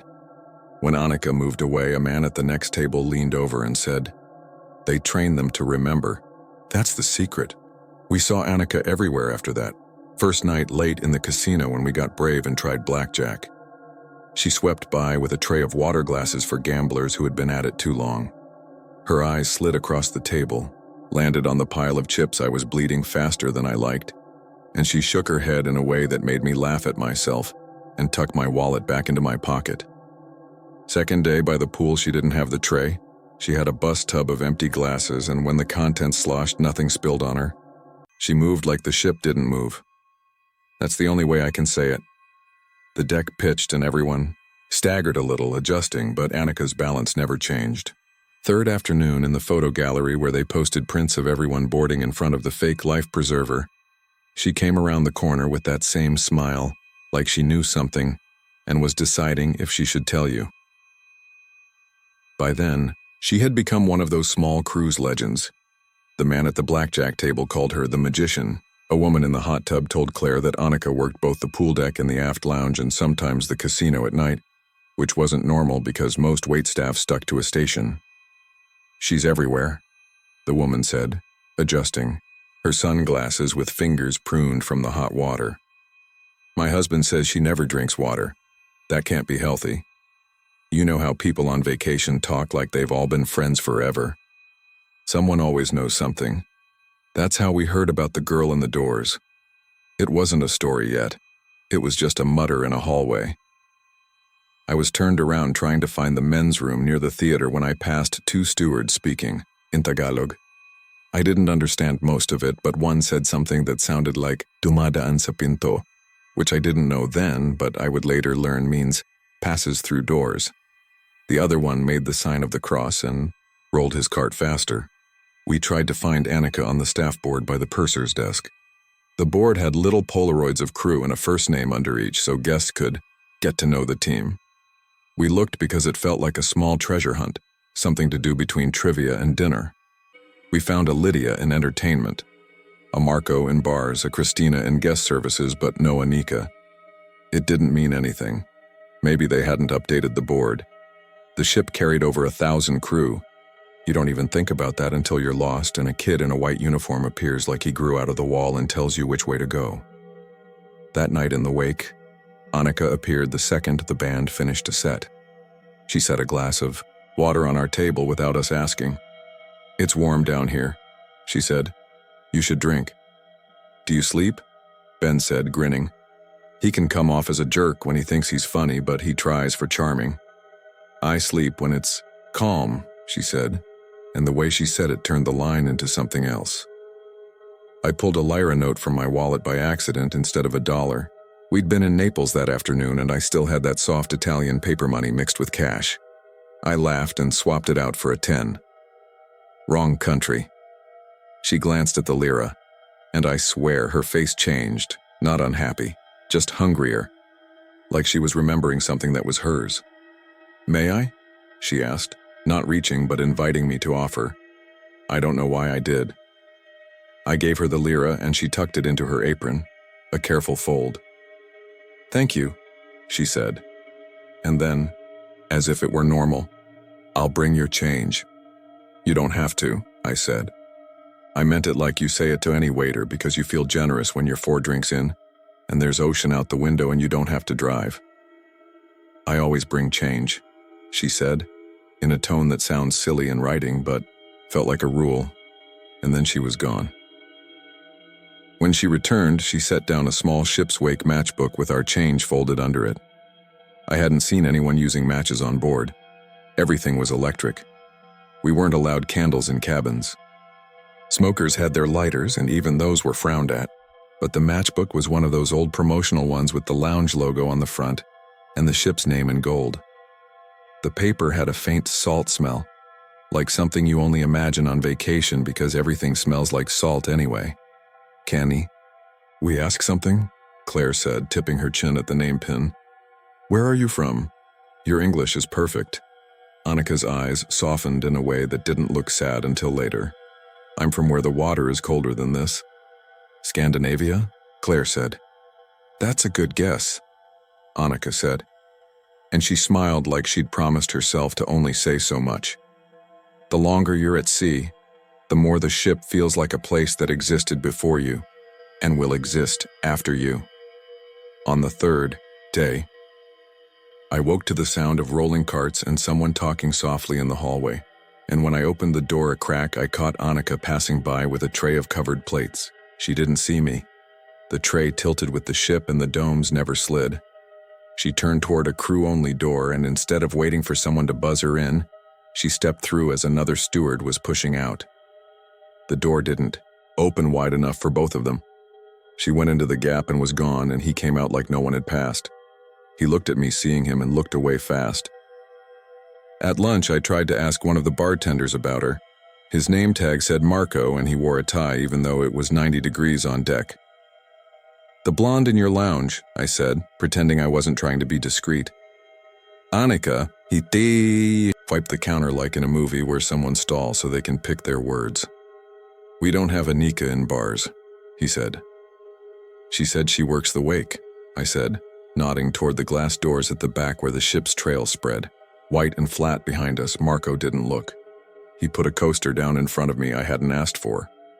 "Maybe you mean Annika with 2 N's, housekeeping." "The one with blonde hair," I said. "Green eyes." He shook his head. "There is no Annika in bars," he said again, and smiled a smile that felt like a closed door. "You want a beer?" That was the first real odd feeling. Not a ghost story feeling, just that sense of stepping wrong into a conversation and everyone around you pretending you didn't. I told Ben and Claire, and he laughed and said, "Maybe she's a stowaway waitress." Claire didn't laugh. She said, "Did you actually see her walk through the door?" "I saw 2 bodies try to be in one space," I said. "Either that, or she's fast." That night, the ship hit a patch of rough water, so the captain announced they were closing the pool and some of the deck bars early. The wake didn't close because the wake is inside, tucked low and aft, that little room that hums like a throat when the engines are working hard. The band played slow songs because swaying felt like dancing anyway. We picked a table near the window and watched the wake glow like a white road in the dark. Annika came like we had called her. She set down waters again without us asking. "You should drink," she said again. And there was something rehearsed about it now, like a reminder she had to give. Ben decided to push it. He waved a 50 like he was in a movie. "We're tipping you early," he said, "so you don't forget us." "I never forget," she said. Not a creepy line when you're there. That's what I want to get across. The way she said it felt kind like she meant I won't forget what you like to drink. She took the bill. She didn't tuck it in exactly the same pocket as before. She slipped it into the folded matchbook and slid both into her apron like that was the right way to do it. We stayed past midnight. There's a point at sea where every clock feels like it's someone else's responsibility. When we left, Claire's napkin was wet with a ring of condensation from her glass. It made the faintest trace of an oval on the table's wood veneer, like a thumbprint. I think about that a lot. A mark left by cold, and a hand on the bottom of a glass. Back in the room, the ship rocked hard enough to make the hangers knock in the closet.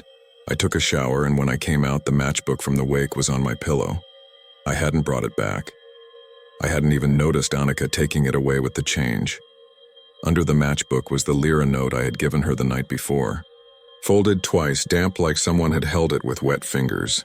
There was a number written inside the matchbook cover in pencil, not a cabin number because it had too many digits, and not a phone number because it didn't have an area code. It looked like a code of some kind. Claire said she hadn't put it there. Ben swore he hadn't gone in our room. I put the lira back in my wallet like I was embarrassed it had come back. I left the matchbook on the desk, and when I woke up, it was gone. On the fourth day, we docked in Marseille. We took the bus into the city and walked through the fish market where the octopus looked like alien hands. On the bus back, a couple from Manchester told us they had complained to guest services because the blonde waitress in the back bar had been ignoring them all week. "What blonde waitress?" the woman at guest services had said. "We don't have a blonde waitress in the wake." The man from Manchester laughed when he told us this because he thought it was a customer service trick. "She probably had a fight with her supervisor," he said. "Didn't want to admit she's been there." That afternoon, for reasons that sound stupid when I type them out, I went to guest services myself. I asked if I could speak to security because I had a question about a staff member. I'm not the kind of person who makes a fuss.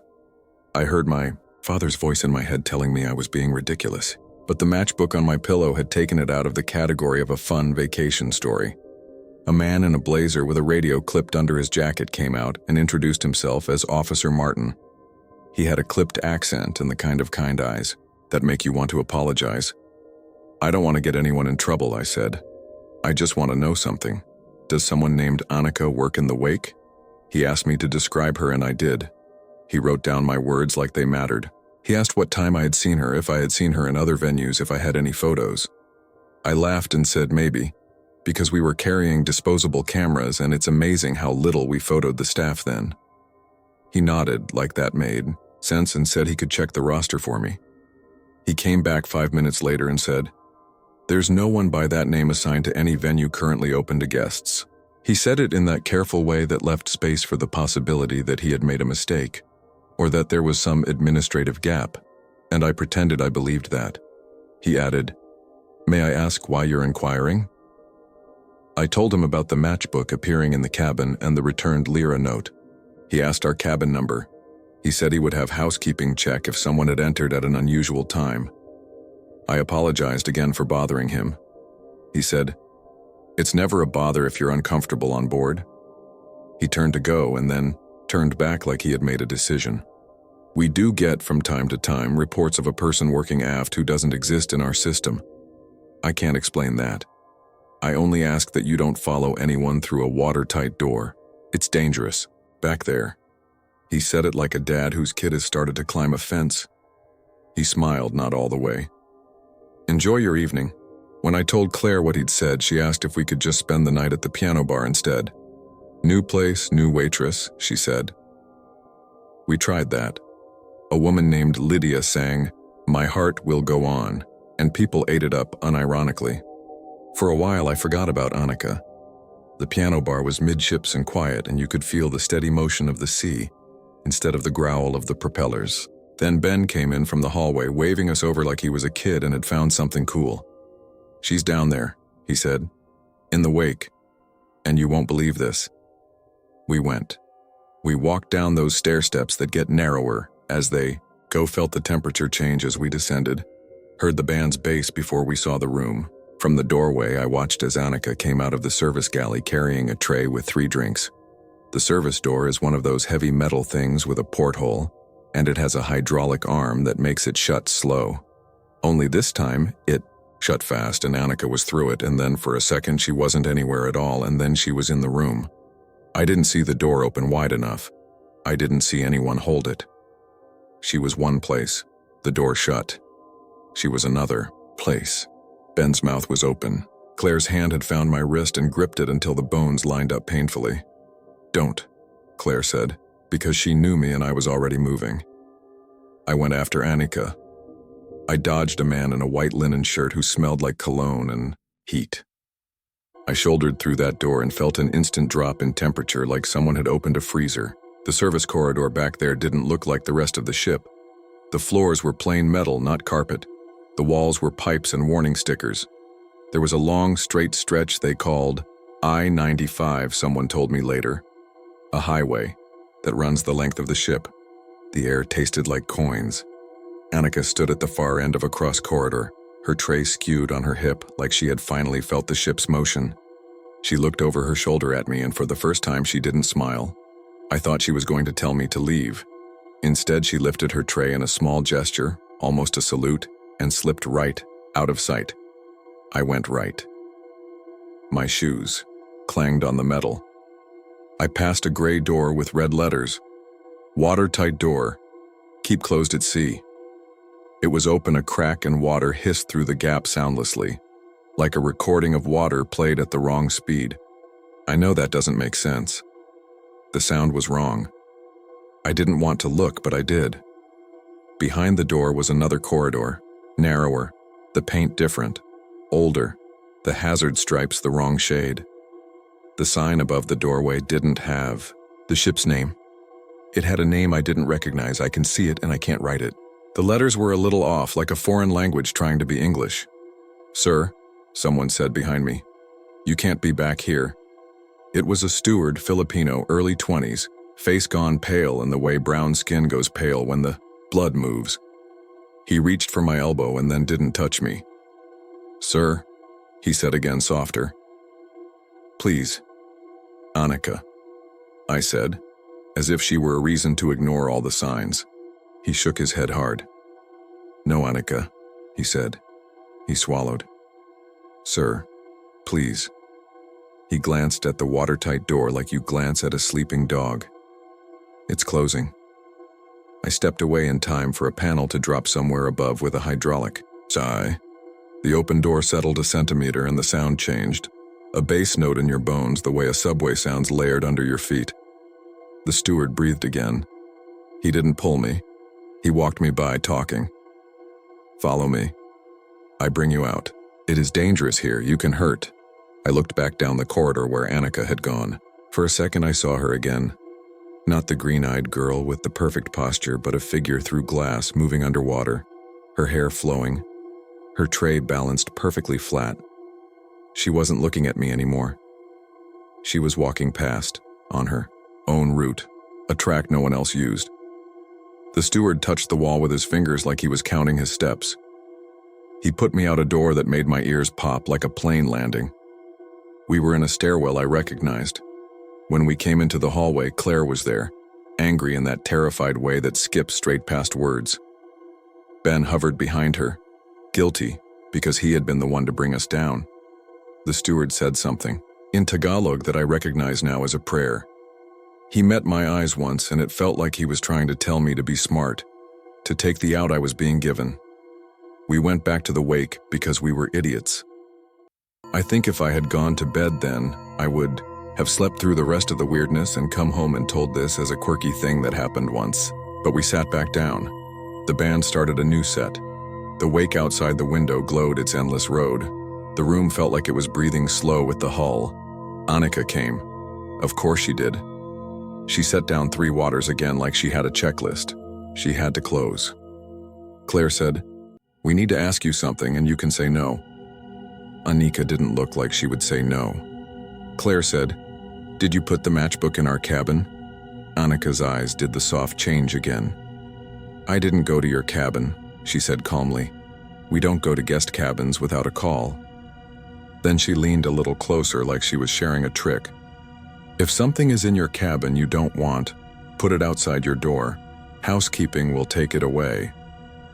That was the sentence that lodged in me like a fishbone. Not because it was creepy by itself, but because she knew there was something in our cabin we didn't want, and she knew not to name it.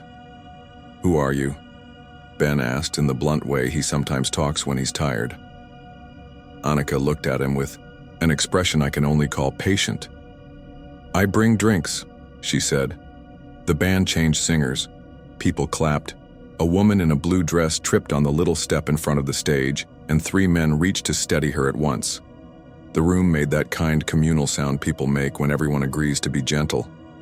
I reached into my wallet because it felt like something to do, pulled out a 10 for Annika, and with it came the lira note I thought I had put back. It had bled a little in my wallet, the ink soft at the edges. I tried to shove it back before she saw, and of course she saw. She looked down at the note like it was a bird that had flown back to the wrong house. "I'll take that," she said gently, and she didn't touch it. I put it on the tray and she tilted the tray slightly, and the lira did not slide. I was watching the physics now. I was watching the way the lights reflected in the thin film of moisture on the metal. She walked away and I felt better, which doesn't make sense. I felt like the moment had been returned to normal, like a thread had been woven back into the right pattern. That feeling lasted until the ship rolled and a glass fell off someone's table and it shattered. And 4 people said sorry at once like they were the ones who had dropped it, and I turned to look at the wake outside the window. In the dark water, I saw her reflection at my shoulder. She was behind me, only she wasn't in the room. She was in the glass of the window, walking through a corridor I recognized as the one behind the watertight door. She paused at a junction and looked left and right, and then put her hand to the wall like she was feeling for heat. The reflection warped as the ship rocked and she walked away from me toward the stern where nothing is. "Do you see that?" I asked, too loud, and the conversation at the next table paused like I'd broken some lounge etiquette. Claire saw it. Ben said he didn't, which I believe because denial is a tool as good as any when you're at sea and have nowhere to run. We left the wake early. Back in our cabin, the matchbook that had disappeared was on the desk again, open, 1 match missing. I hadn't taken a match. Claire swore she hadn't. On the inside cover, where there had been that string of digits I couldn't place, there was now something else. The string repeated and then a small arrow drawn in pencil and then the numbers 311. Claire said it looked like a door code, which later made me laugh because then I learned ship doors don't work like that. I put the matchbook outside our door because Annika had told us to. In the morning it was gone, and so was the lira from my wallet. We docked in Barcelona the next day. We walked down Las Ramblas like everyone else on our ship and bought watermelon from a man with a cart, and watched a street performer painted silver pretend to be a statue. On the way back, just before the gangway, a security officer pulled us aside for a random check. It was Martin again. He wasn't unkind. He asked if everything was all right. I said everything was fine because it felt like the wrong place to bring up ghosts. He said, "If you find any more items in your cabin you didn't put there, call. Don't move them around."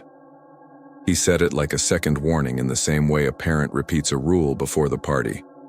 That night was our last at sea. The band in the wake did a medley of everything they had done all week like they were closing a book. People were hugging waiters and taking photos with favorite bartenders. We sat in the wake again because it felt like we should end where we'd started. Annika didn't come. We waited 20 minutes and ordered from someone else.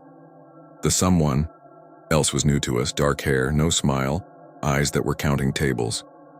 She asked our cabin number for the bill. She asked if we wanted the auto gratuity removed, which I didn't know you could do. I tipped in cash because I didn't want to sign my name to anything that didn't feel normal. I kept glancing at the service door.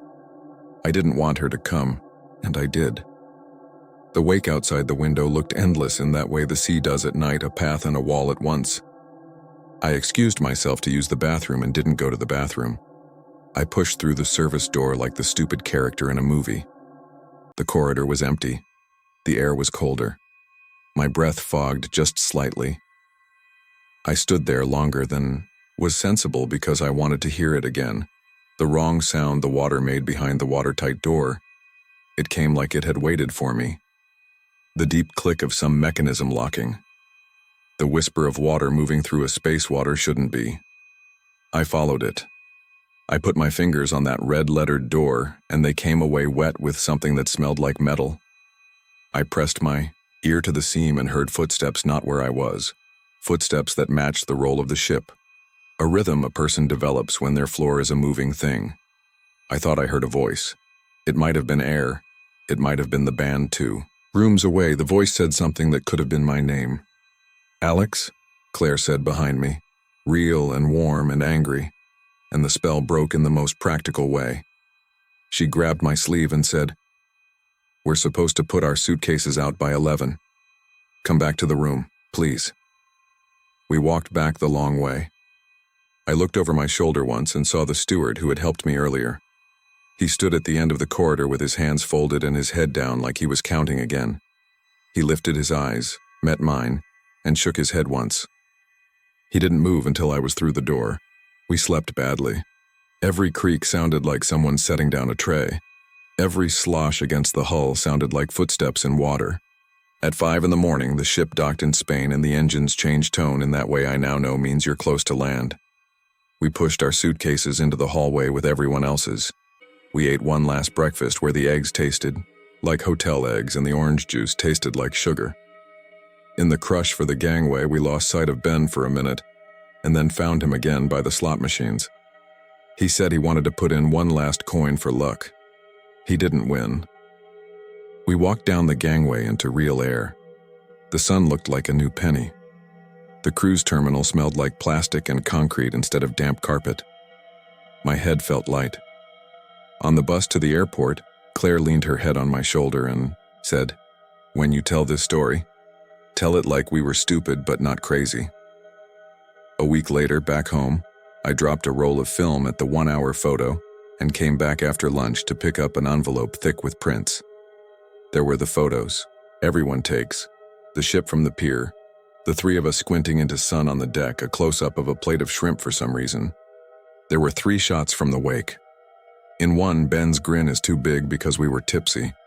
In the second, Claire's hair has that glow that only happens under stage lights. In the third, the frame is empty of people but perfectly composed. The table in the foreground, the window with the white wake beyond. On the table are 3 glasses, each with a ring of condensation in a neat oval. On the window, faint as breath, there is a shape that could be a handprint if hands made perfect arcs. In the reflection, if you tip the photo just right, there is the hint of a figure walking away, small and precise, balancing a tray that catches the light like a coin at the bottom of a fountain. I pinned the photo to my fridge for years because it made a good story when people came over.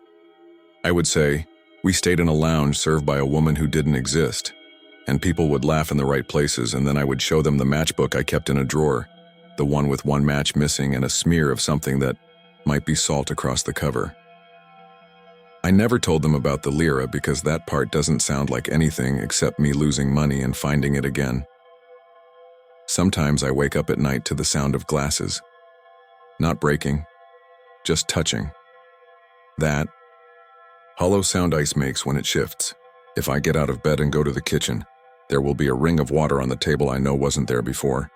A neat oval you can't see unless you turn your head and catch the light right. Once, this was 2 years after the cruise, there was a note stuck to my door. Nothing on it but a number and an arrow and 311, and my brain took a moment to recognize it and then a longer moment to refuse to. I threw the note away. The next morning, the trash can smelled like the ocean for no good reason at all. I've tried to look her up.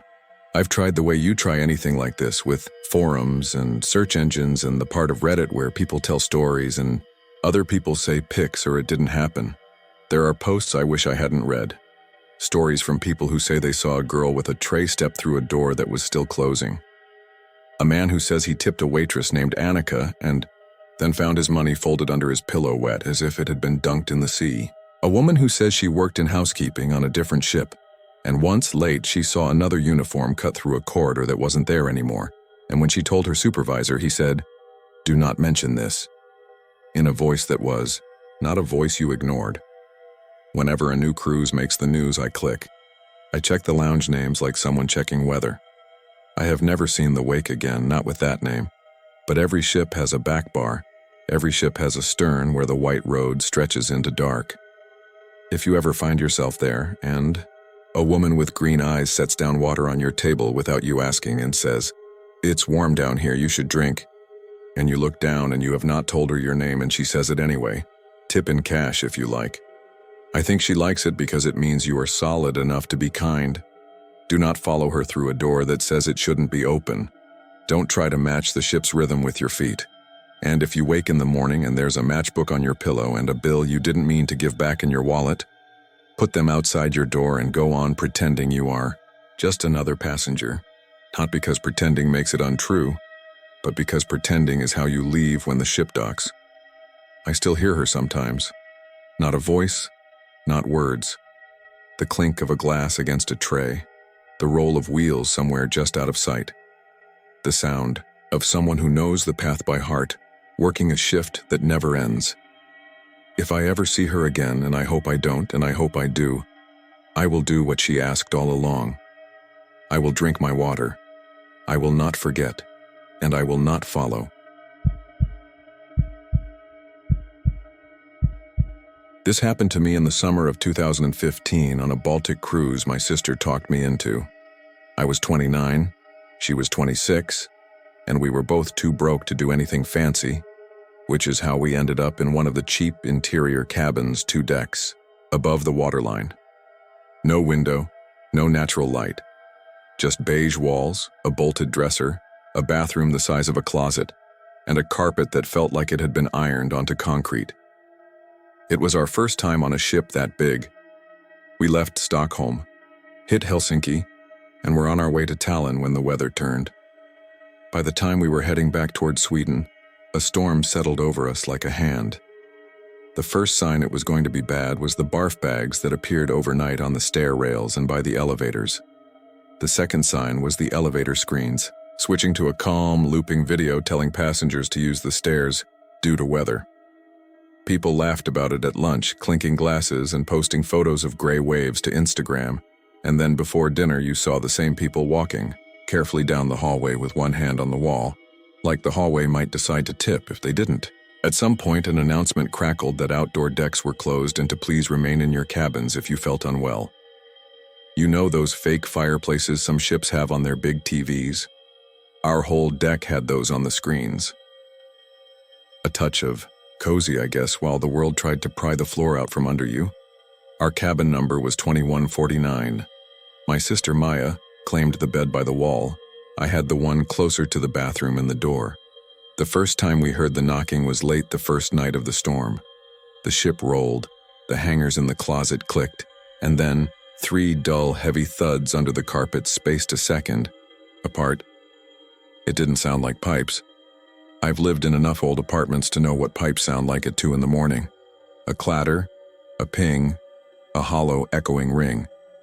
This was dense. It felt like someone hit the underside of a table with their fist. Did you hear that? Maya said, sitting up, hair squashed to one side. I said yeah and swung my feet to the floor. The carpet was cold, which I expected. What I didn't expect was the vibration. Not just the ship's steady hum, but a short, blunt tremor that traveled through the floor into my heels right as the next thud landed. 3 more, then silence. Then 3 again. Knock back, Maya said, half joking, and then did it herself, rapping her knuckles on the floorboards under the carpet. I was about to tell her it was probably some bracket in the frame or whatever. When the ship rolled and the knocks hit again, answering her beats exactly, she looked at me and smiled in a way that wasn't really a smile. We gave it 5 minutes. Then we called guest services. The woman who answered sounded like she'd been handed a script for this exact call. "We're experiencing unusual motion," she said. "We're advising guests to remain in their cabins. The noise you're hearing is likely loose plumbing. Engineers are working to secure all fixtures." "Under the floor?" I said. "Yes," she said without missing a beat. "Under the floor. It carries through the hull." We hung up. The ship yawed, creaked, and settled. The knocking stopped for a while, replaced by the always there whir of the ventilation. We slept. The next day the storm didn't pass. It changed its mind about what kind of storm it wanted to be. The waves weren't taller, but they were closer, more irregular. Everything had weight to it. The buffet had those rubber mesh placemats so the plates wouldn't slide, and you could hear them squeaking as the ship leaned and corrected. I noticed more crew on our deck than usual. Housekeeping went by in pairs instead of alone, and a guy in a blue coverall I hadn't seen before, engineering on his chest, stopped at the end of the hall with a ring of keys and worked on a door that looked like a wall panel until it opened a few inches. He slid something through. A sensor? I don't know. He saw me watching and nodded like, "We've got it," which only made me realize there was an it. We weren't the only ones who'd heard the knocking. At breakfast, I ended up next, to an older British couple, Rowan and Jess, who were trying to laugh it off with the waiter. "We kept thinking someone was trying to wake us from below," Jess said, pouring sugar into her coffee, "like we were sleeping on someone's ceiling." The waiter smiled politely and said he'd let the engineers know. When he walked away, he tucked a stack of barf bags into the pocket of his vest. By afternoon, it was worse. The ship did that weird, prolonged tilt where you feel your stomach trying to decide if it belongs to you. People were staying in their rooms or gathering where there were railings to hold. Maya and I went to the theater because the seats were bolted down. Every few minutes, the stage curtain swung a little like something was breathing on it. You could hear a faint tapping even in there, like there was a giant underneath the stage knocking up with a finger to get attention. We both looked down between our feet at the same time. We didn't stay long. We said we had motion sickness and ducked back to deck 2. The hallway outside 2149 smelled like wet carpet and something faintly metallic. Not blood, don't go there. More like when you set your hands on a cold iron railing and then lick your lips. There was a narrow, damp path in the carpet along the wall where crew had wheeled a cart. I could smell bleach too, the hotel kind, clean to the point of not smelling like anything found in nature. 3 knocks, right under my toes. Maya jumped. I crouched, really listening. The ship groaned. People talked behind their doors, that muffled hallway sound. And then behind the knocks I heard it, a soft, breathy thing like a voice under a blanket, like words that never made it out all the way. It wasn't clear. It wasn't English. It didn't sound like anything staged, either. It sounded like someone trying to say something with their mouth full of water. I'm aware how dramatic that sounds. I wish it had been a pipe. Maya got down on her stomach. "Don't," I said. She pressed her ear to the carpet anyway. Her eyes went wide. She sat up fast and her voice did that tight whisper shout. "There's someone down there, I swear to God, I heard." She didn't finish because there was a knock so hard it jolted my kneecap. We weren't the only ones in the hall now. Doors were opening. A dad with a toddler on his hip stood in his doorway, frowning. A young woman I'd seen by the pool on our first day came out wrapped in a blanket. The British couple appeared from their cabin across the hall, Jess with a hairbrush still in her hand. "You hear it too?" Rowan said.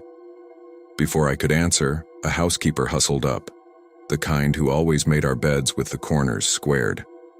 Her name tag said Ilona. She put her hands up, palms out. "Please, please, back to cabins," she said in a thick accent. She wasn't angry, but she looked spooked and determined in equal measure. "Engineers working. We not supposed to be. In corridor." "It sounds like someone's, banging," Rowan said, knocking his fist against the wall to show he understood how fists worked. "Are you sure everything's okay?" Ilona's smile was strained. "Everything okay?" She glanced at the panel the man in coveralls had been at. "Ballast, many noises in storm." "What's ballast?" the pool woman asked. "Water tanks," I said automatically. "For balance." "Yes," Ilona said quickly, grateful. "Rocks, water, for balance." She shooed us gently. "Go rest. Close door. We call if problem."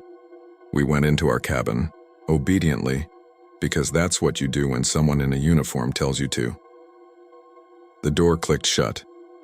The room felt smaller than it had an hour before. The fake fireplace on the TV flickered and looped and looped. We tried to nap. The knocks came and went like whoever was under us got tired and then tried again. Around 5, the PA chimed and a calm man's voice said, "Good evening, ladies and gentlemen." Due to weather, some public areas will be temporarily closed. Our engineering team is inspecting all lower deck spaces to ensure your comfort and safety. Please follow crew instructions, and we thank you for your understanding." It was so routine that it only made my skin crawl more. No one gets on a microphone like that unless they already did the other things. Went down there, looked, decided what they wanted to say about it. Maya had her phone out recording. When the knocks came back, she held the microphone to the floor. She asked, out loud, and I felt ridiculous, "Is someone there?" Then she knocked 3 times with her knuckles. We waited. It was quiet, long enough that I was about to make a joke just to make the room feel normal again. Then, 3 knocks that matched her rhythm exactly, slightly delayed, like they'd traveled through something thick. It could still be coincidence, I told myself. Boats knock and groan with repetition, but when Maya said, "If you can understand me, knock once," and we got one single bang so hard it rattled the drawer handles, I didn't have anything to tell myself after that. We both sat with our backs to the wall. Maya's hands shook. She scrolled frantically for a Morse code chart. SOS is 3 short, 3 long, 3 short, she muttered, and knocked it out like a Girl Scout. Short, short, short, long, long, long, short, short, short. We held our breath. The ship tilted. The lights dipped and brightened. In the pause between creaks, we heard, short, short, short.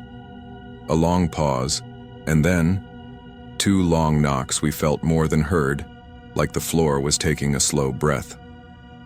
Then 4 rapid hits like someone lost the pattern. "You're freaking me out," I said, but I was whispering like we were whispering in a church without meaning to. A second later, a new sound. Not a knock, but a drag. Something moved under us. It scraped against the underside of our floor for a long curved foot, and the scrape had grit in it like sand or rust or scale. It tracked from the foot of my bed to the door, paused, and then scraped back, slower, as if it took effort. We bailed. I opened our door right into the corridor and almost collided with the guy in the coveralls. Up close I could read his name, Soren. His hair was plastered damp with sweat at the edges.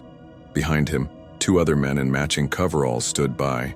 That panel, which was open now in a way that made my brain insist it was still closed. Like a magic trick, except the trick was a black rectangle in the wall giving off cold air and a smell like low tide.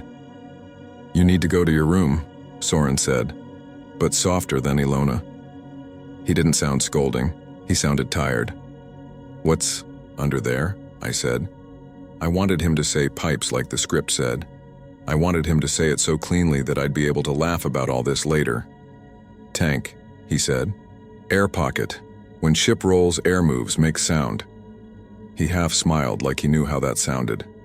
"All safe." "Someone answered me," Maya said. Her voice wobbled.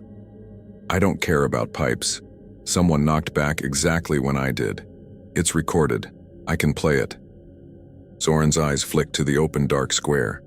He kept his smile on, but something in his face. Gone. Then it was back. "Sometimes sound echoes," he said. "Sounds like conversation. Like you talk to yourself. You know?" He backed toward the panel as he spoke. One of the men with him shifted a cart between us and the opening. I caught a glimpse past his shoulder, a steep metal ladder, slick with something, going down into shadow. It was only a glimpse. The cart blocked my view. The smell off it wasn't bleach. It was sweet and stale and stuck in my throat. "Food waste," my brain offered. "Not rot, not bodies, stop it." The ship rolled. Somewhere below us, something tapped, twice, far away. Soren's jaw flexed. He said, "Please go in. Close door," in a voice that didn't leave room for argument. We did. He closed it for us. Maya stood with her ear pressed to the door like a kid. I sat back down on the bed and put my hands flat on the mattress. Hard to explain, but I felt the ship's hum differently now. Before it had been a steady animal purr, something I stopped noticing after the first day. Now I could feel every change in tone.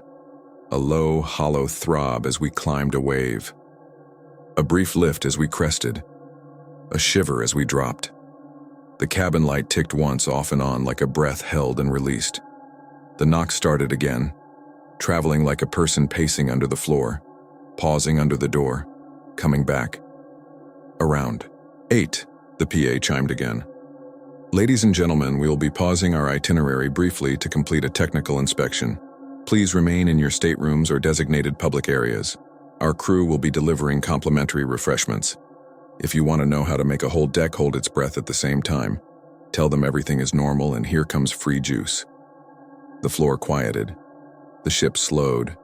You could feel the stopped motion as a different kind of movement. The, absence of push. The knocking stopped at the exact moment the engines went to that low idle.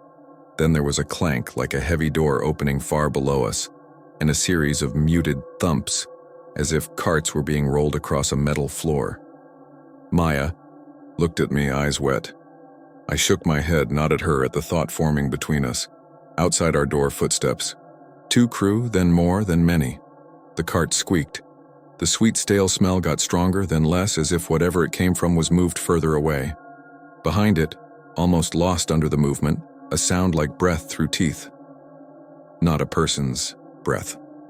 Not mechanical either. Long and slow and timed to nothing I could predict. The housekeeper's voice somewhere, speaking quietly in a language I didn't know. A man answered in the same language and coughed a laugh that wasn't about anything funny. From the open panel came a single deep knock, then another from further down the corridor. Impossible unless the underfloor space stretched under everything and connected like an empty lung. And then nothing. Not a slow fade. A cut. The ship went still in the way a big thing can go still. There was no absolute silence, but the permission for sound seemed to be revoked. The fake fireplace on the TV, which we hadn't turned off, flickered stupidly. Maya and I sat without talking for a long time. We both tried to say a few sentences and stopped at the same place. What would saying any of it do? We weren't going. To march to the front desk and demand to look into a ballast tank, like a pair of toddlers asking about a monster under their bed. The door remained shut. The hall was quiet, which I wouldn't have believed was possible on a full ship in a storm.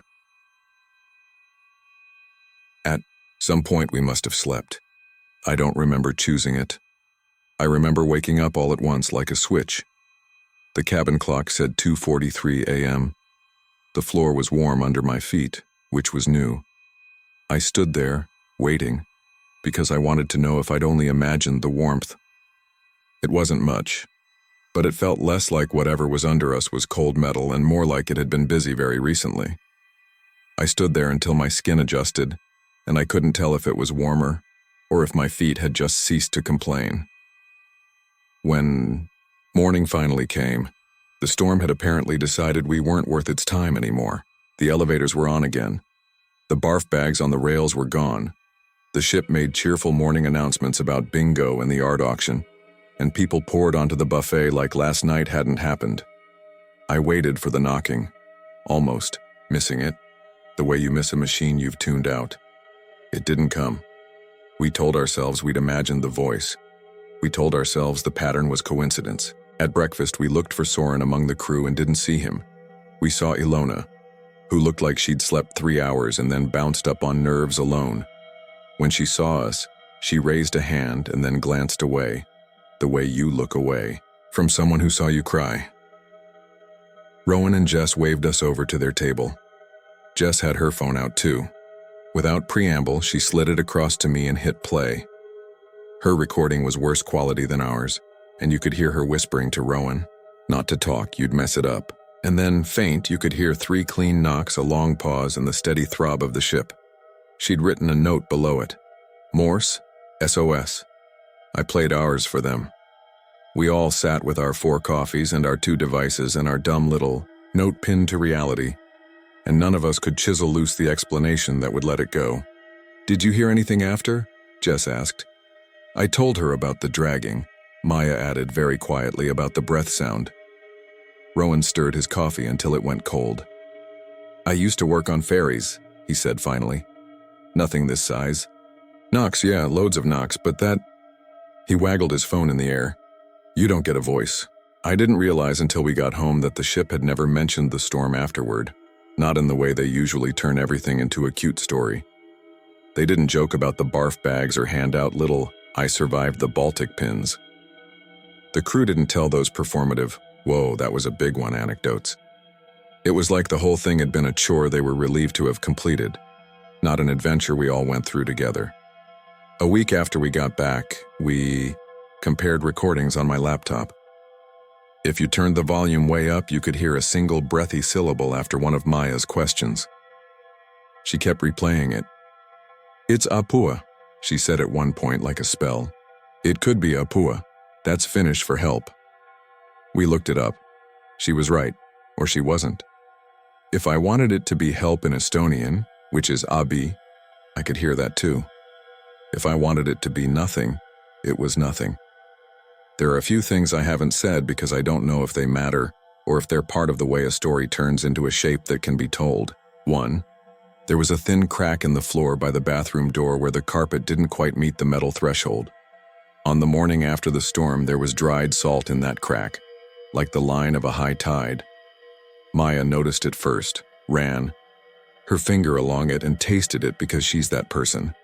"Salt," she said, wrinkling her nose. We'd been in a ship at sea for days. Of course there's salt, but I hadn't seen it there before. 2.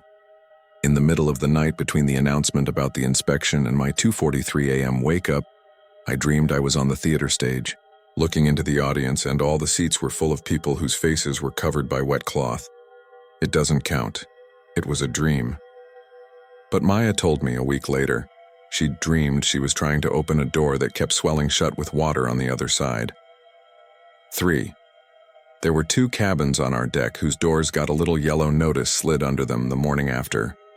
I watched Ilona do it. I asked her dumbly if it was about the storm. "Wellness check," she said, and moved on. The couples in those rooms showed up at lunch. They were fine. I'm only telling you because when the story doesn't have clean edges, your brain tries to cut some.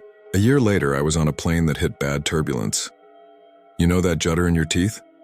I felt it through the floor and every cell in my body braced for 3 knocks. None came, obviously. When I got to the hotel that night, I put my ear to the carpet for a second just to get it out of me. Nothing there. Different carpet, different building, different world. But I still got up and put my shoes on the nightstand, not the floor. Maya doesn't like it when I say we weren't the only ones who heard it. She thinks it makes it sound like a horror movie, and what happened to us didn't feel like a movie. It felt like the part where you realize the world has layers you don't know about, and some of them press against you when you're not invited. We never reported anything officially. We didn't demand a refund or threaten a review. We told the story to a few friends and left out the part about the voice because when you say, "I heard someone under the floor" out loud, you can see people politely deciding how to file you in their minds. Every once in a while, when the house is quiet, I'll put on headphones and play those 30 seconds of audio Maya recorded. I try to hear the ship instead of the knocks, the pumps cycling, the ballast sloshing, the hull flexing against pressure. I remember Soren's face when Maya said she could play it back. That brief, unguarded flicker. I wonder if there's a training module for that, if they get a line in a manual somewhere like, "In rough seas, you may hear what sounds like voices. Encourage guests to return to their rooms." The last thing, and then I'm done, is small. On our second day, the day before the storm, I lost my silver ring. It wasn't expensive. It went missing in the cabin. I searched the bathroom, shook the sheets, checked under the beds. Nothing. I figured it got kicked under the dresser into whatever dead spaceships use to swallow things. I forgot about it until 6 months later, when I was pulling a winter jacket out of the back of my closet and it fell from the sleeve into my shoe. I don't have a good reason that should bother me. We'd packed in a hurry. It could have snagged in the lining. I keep the ring in a drawer now. Sometimes I take it out and it smells like my old jackets. Sometimes I swear it smells like the inside of a dock. If you've been on a cruise, you know the sounds. Chairs scraping, kids running, doors banging, the endless hush of conditioned air. After the storm, our ship had those sounds. But there was a period that morning when we left our cabin for the first time, and the hallway was empty, and the engines were threading back up to their usual hum. And the carpet was dry, and I swear to you, it felt like the ship itself was letting out a long, contented sigh. The British couple waved to us across the buffet. Ilona pushed her cart past with her eyes on the floor. Somewhere below our feet, beyond all the doors we weren't allowed to open, the knocking had finally stopped. And in that quiet that followed, the whole ship seemed, there's no other word for it, satisfied, like something that had been trying to get our attention didn't need to anymore. We never heard it again. That should be the good part. But sometimes a silence is worse, especially when it comes right after a sound that only makes sense if you pretend it was asking for food, and someone, somewhere, decided to be kind, or practical, or both. I don't know which is scarier. I'm probably not supposed to be telling this, and I'm definitely not using anyone's real name. I left the company a few months ago, and I still wake up to the thought of rope sliding through metal and that hollow clunk lifeboat hooks make when they settle. If you've never been on a ship at night, the Gulf of Mexico looks like a black parking lot with no lines, just wind, salt, and a sky that's too big. You get used to the noise of it until something breaks the pattern. That's what this is about. A break in the pattern that wouldn't stop. I was junior security on a mid-sized liner, one of those ships that does the same loop out of Galveston and back. Cozumel, Progreso, maybe a day at sea if the weather plays nice. We were in the second week of a 2-and-2 contract. My shift was the evening to early morning block, which meant I handled a lot of bar drama, curfew reminders, and the random "Sir, I think there's a drone following the ship" reports that turned out to be birds. I liked the quiet hours after midnight. Crew life has a rhythm, and if you show up where you're supposed to, people treat you like furniture, which is perfect for someone like me. You learn boats by numbers because names get sentimental and you can't afford that. Odd numbers starboard, even port. Boat 9 was starboard, midship. It sat in orange fiberglass as wide as a van and almost as long as a city bus, with a canvas canopy that stayed rolled tight unless we were doing the full show. Fresh paint, soulless approval, swing-out davits, and 100 checklists that all start to sound like prayers when you say them enough. If you want to know how much trust you put in a cable, watch a lifeboat hang over black water on 2 fall lines as thick as your thumb. Every time, it feels wrong until it's right. This happened on a Thursday. The schedule said, nighttime fire drill 2300. Not for the guests. No one wants to put paying customers in vests after the late show, but for crew. We muster, we count, we check, we pretend. The drill team blow their whistles. The galley, lads curse quietly, and housekeeping does laps like it's a 10K. It's mechanical. Every time I would end up on starboard promenade, walking the line of boats with the bosun, ticking boxes, shining my light into the cradles, making sure the gripes and safety pins were where they should be. The air smelled like warm paint and hot salt. We moved down the line, calling numbers into the radio. Boat 3 secure. Boat 5 secure. Boat 7 secure. When we got to 9, it was wrong. Even before we turned the corner, I felt that weird pressure you get in your ears when an elevator starts moving. Boat 9 was hanging halfway down her davits, swaying a little like a swing someone just jumped off. The gripes were unhooked, the limit switch light was amber, and the falls were threaded and warm like they'd just paid out. Everyone said the same thing at once. Who lowered it? Whose idea was this? Which trainee is trying to impress the chief? The bosun, call him Sosa, swore under his breath, then switched to Spanish and swore louder. Who signed for 9? He asked the radio. No one answered. Sosa and a deckhand, Marta, got to the hand crank, and I took the far end with a flashlight. The orange hull creaked and gave that damp, cold smell of rubber and rope. We winched her back up hand over hand, and when the hooks bit the fall blocks and the safeties were back on, Sosa climbed the ladder to check inside. Water, he said. His voice was flat. There's water in the footwell. That happens, sometimes if it rains or if there's spray. But it hadn't rained, and the sea was calm enough that you barely felt it underfoot. You can tell Gulf salt water from hose water by the grit smell, and that's what it was.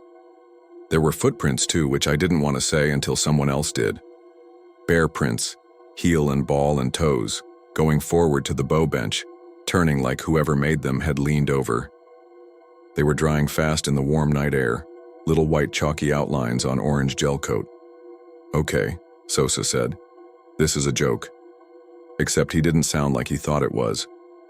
We checked the drill roster. Every station leader swears. They sign. 9 was blank. Sosa wanted faces, so I went down to the security office where the camera feeds live. The lifeboat platforms have cameras, more for stray cigarette enforcement than anything else. But they catch the boats. I rolled back the feed for the last hour and dragged the slider slowly with my finger. You've probably scrubbed a video like that. The movement is jerky and a little ghost-like. At 22:49, the drill started. Crew walked by in lines. At 22:56, Boat 9's gripes were clipped. At 23:03, the brakes on the davit turned a fraction. At 23:05, the lifeboat started to lower. No one at the control. The winch drum was there in frame, and the manual hand crank was hanging with no one touching it. You could see the falls paying out rope by rope in little bites. The boat dropped, paused in this patient way until it was halfway to the water. Then it stopped. No one moved in or out of the frame. At 23:12, the boat swayed. You could see a flash of water at the bow, like spray. Then one of the ropes shivered. Just a tremor that traveled up the tension to the davit head. At 23:15, the boat started to rise before anyone arrived, and by the time we came into frame, it was already coming back up. I saved it and showed Sosa. He watched it twice, and then once more. He wiped his hands on his coveralls and said, "We're reporting the winch." We did the paperwork. We said possible slipped brake on the form because that's clean. Mechanical stuff breaks. The night carried on, and the gym closed and the bars quieted down. And I did my rounds with the same static hum in my ears I always had on night shift. The air conditioning units thrum, the hull sings a little, the ship talks to itself. And then the radio crackled in my ear.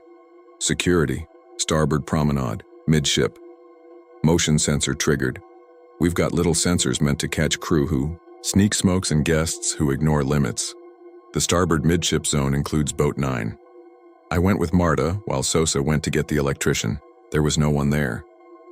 The motion light above the boat platform was on, throwing hard shadows across orange paint. I walked to the rail and looked down. Nothing but black water catching a bit of moon. That was the first night. It would be easier if it all happened at once, but it didn't. It stretched out over a few days like a thread pulled out of a sweater. On Friday, word had spread. Crew always know before management. You'd think the casino dealers and the laundry guys never talk, but they do. At the smoking bench behind the crew mess and in the elevator that sticks between E and F deck if the load's too heavy, people started calling it the last boat. Someone said 9 was the one we used the last time we had to launch for real. That was before my contract. A Filipino steward, Mark, told me about a night near Yucatan when they picked up a fisherman who'd been adrift on a cooler. He said the boat brought back one man who wouldn't stop asking for the count. "How many souls on board?" is how Mark phrased it. He swore that's the maritime ghost check. Then he laughed like he'd made a joke that didn't land and ordered a second coffee. Friday afternoon, the chief mate put a lockout on the davit control for 9. Tape across the hand crank, tag on the switch, pictures taken with a company phone. At sunset, I walked past and looked at the plate with the serial number like that would help. My radio hissed again. It kept doing that, a sharp noise that sounded like someone tapping the mic twice with a nail.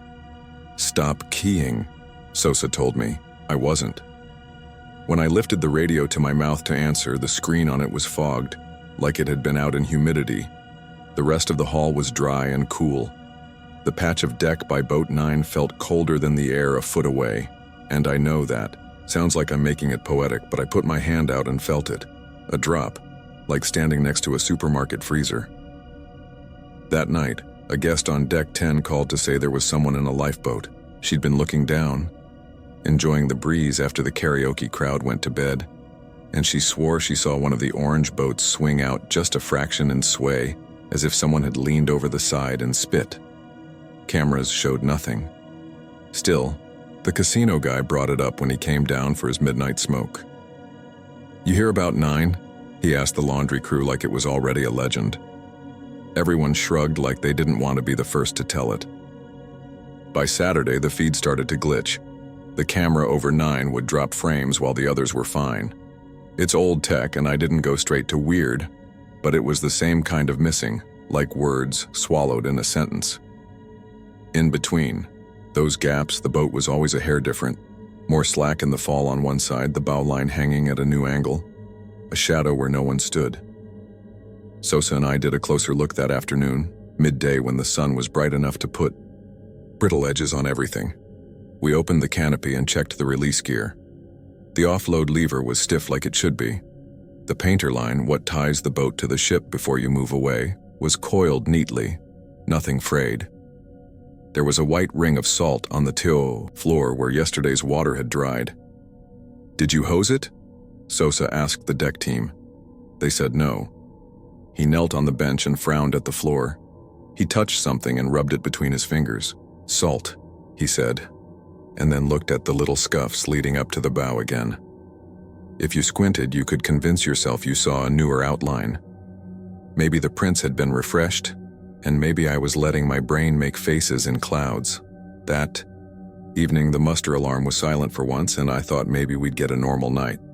Around 1 in the morning, the call came from the bridge, a light in the water off starboard. "We have to check those." A lantern could be a fisherman. A reflection could be trash, but a light is a light. The bridge launched the spot beams, and white cones swept the water. I was on the starboard promenade already. A couple from New Jersey had slipped out past the sign for crew only, and were arguing in whispers about whether you're allowed to be there. I told them to go back, pointed to the sign, and waited until they did. When they were gone, the deck felt empty in a way I don't like. I saw it then. Not a boat, not a flare, something low to the water, maybe a plastic bottle catching the moonlight, or maybe a jellyfish bell. It moved like it had a mind. It drew a line toward the hull and stopped at the distance where a painter line would tighten if you weren't careful. Then it sank. I still had the spot beams bleaching out the surface, and I couldn't see anything there, just the wake the ship pushed off like a shrug. "Bridge, starboard midship," I said into my radio. "No contacts." "Copy," the officer said, bored. The ship hummed. The wind felt like it blew through me instead of around me. Sunday night is when it tilted into something I'd call a story. We were sailing back toward Galveston. The swell was easy. The night tasted like zinc and sugar, metal from the rails and frosting from the midnight buffet mixing strangely on the air. I got called to the security office because the bridge wanted someone to sit on the lifeboat feeds. "It's probably nothing," the first officer said, not looking at me. "We're just being thorough." The chief mate was with him, arms folded, staring at the monitors. There were 4 screens showing 4 angles of the starboard promenade. We watched the empty frame of Boat 9 for a long time. The ship's camera, time code, clicked over. The air handler buzzed overhead, and that stupid coffee machine that always burned the pot added its own tiny hiss. Somewhere downstairs, someone rolled a trolley with wobbly wheels. At 0031, the motion sensor blinked. The light over 9 came on, no one on the screen. A second later, the limit switch light on the David arm flipped from green to amber by itself. In the same breath, the winch drum moved a quarter turn the way a person might test something before committing. The first officer leaned closer. No one was touching the hand crank. There wasn't a hand to touch anything. "Go," he said, and I was already running. I met Marta halfway, and both of us were doing that quiet jog that crew do when we don't want guests to panic. The hallway had that cold patch thing again. When we stepped onto the platform by 9, I could hear it. Rope slipping, a soft rub like a cat exhaling. The lifeboat had already inched down 6 inches from its cradle, both falls taking weight. I put my hand on the fall line without thinking, and it burned me. Not hot enough to blister, but warm enough to prove it had moved. "Lockout," Marta said. She pointed at the red tag the chief mate had put. It was still looped through the control lever. We both looked at the manual brake and then at each other. The boat lowered another inch. "Call Sosa," I said. My voice came out tight. She did. I stepped onto the little ladder to look into the boat. The canopy was open. The floor looked clean at first glance, just scuffed fiberglass and that ring of salt. Then I saw the new marks, fresher, still damp, around the edges. 2 prints facing forward, another print a little farther, toes pointed toward the bow. I heard a thump under me, not from the ship, not from the machinery. A hollow knock, like a fist under a table. "Don't," Marta said, and I hadn't even moved. We both listened. Another knock came, slower this time, then a third. 3 steady beats. I counted them without meaning to. 1, 2, 3. Sosa arrived with the electrician and then the chief mate, and suddenly there were too many bodies in that tight space, and yet it didn't feel crowded. The electrician went straight to the panel. "Power's off," he said. He sounded insulted, like the equipment had betrayed him. Sosa put both hands on the manual brake release and held it like you might hold someone's wrist in a fight. The chief mate watched the falls, his eyes on the tiny shifting of the strands as if they'd confess. The boat lowered again. Maybe. Another inch or two, not smooth, like it was being done by someone pulling and resting, pulling and resting. The fall lines creaked. Rope does that when it's under new load. The head of the davit ticked like it was cooling, except it wasn't hot. I could feel something like static in my teeth. "Stop," the chief said, but he wasn't talking to anyone in particular. It didn't stop. The painter line, still coiled in the bow, twitched as if something had brushed it. There was no wind in that corner of the deck, but the coil shifted, one loop sliding into another with a soft whisper. Marta put her hand on my forearm. Not hard, just enough to say she was there and maybe to feel that I was there. The radio at my shoulder clicked. It clicked again. Then a voice came through that wasn't on our channel and didn't sound like any of our watch. It was too even, too careful, the way a recording can be even if the words are strange. "How many souls?" it said. Not a question, not a demand. Just those 3 words, flat as if they'd been pressed. Every one of us froze like we'd been told to freeze. The chief mate took the radio off his own shoulder and then put it back like he didn't trust himself to use it. The electrician's mouth made a shape, but nothing came out. A second later, all the radios on all our belts hissed at once and cleared, and the feed sounded normal again. "Security to bridge," I said without taking my eyes off the lifeboat. We have a malfunction at boat 9. I didn't say what I heard. You don't say that kind of thing on an open channel. "Copy. Sending officer," the bridge said. His voice was too calm, like he was performing calmness. The lifeboat stopped lowering like someone had been satisfied. The fall lines held. Then the boat started to swing. Not much, just a tiny arc as if someone had shifted their weight inside, and the hull was correcting. The electric light above us flickered the way cheap bulbs do at the exact moment you don't want them to. In the boat, those damp prints looked darker. For half a breath, I thought I saw a new one appear by the bow. Not stomped down from above, but drawn up from below the surface like a shape pushing through a sheet. It was so faint I might have made it out of the reflection. That's the problem. With things that live on camera screens and wet paint, you can convince yourself of anything. "Winch," Sosa said to the electrician, which was code for do something, even if we both knew that power was cut. "Hand crank," the chief said to us, and that meant manual. I stepped to the crank. Marta took the other handle. We began turning. Everything felt heavier than it should, as if we weren't just lifting fiberglass and safety gear, but something that really didn't want to go. Halfway up, the boat stopped moving. We could feel it in our shoulders, something holding it down from below. Not a mechanical stop. A tug. The painter line slid by itself across the floor of the boat, coil unwinding like a snake waking up. The free end caught the lip and draped over, hanging down into empty air. It swung once, twice, 3 times, and then went still, the tip pointing at the black water like a finger. I had this thought that if we let the painter go, it would hit the water and catch on something that wasn't there. The idea made my chest ache. "Tie that," Sosa said to me, and I climbed into the hull, which felt like stepping into someone's room while they were in the shower. The floor had that tacky dampness that gathers on cold glass. I picked up the painter and set it back into its coil. My palm came away wet. The smell wasn't just salt. It had a faint diesel edge like muttered engines and old rain gear. "Let's get this done," the chief said.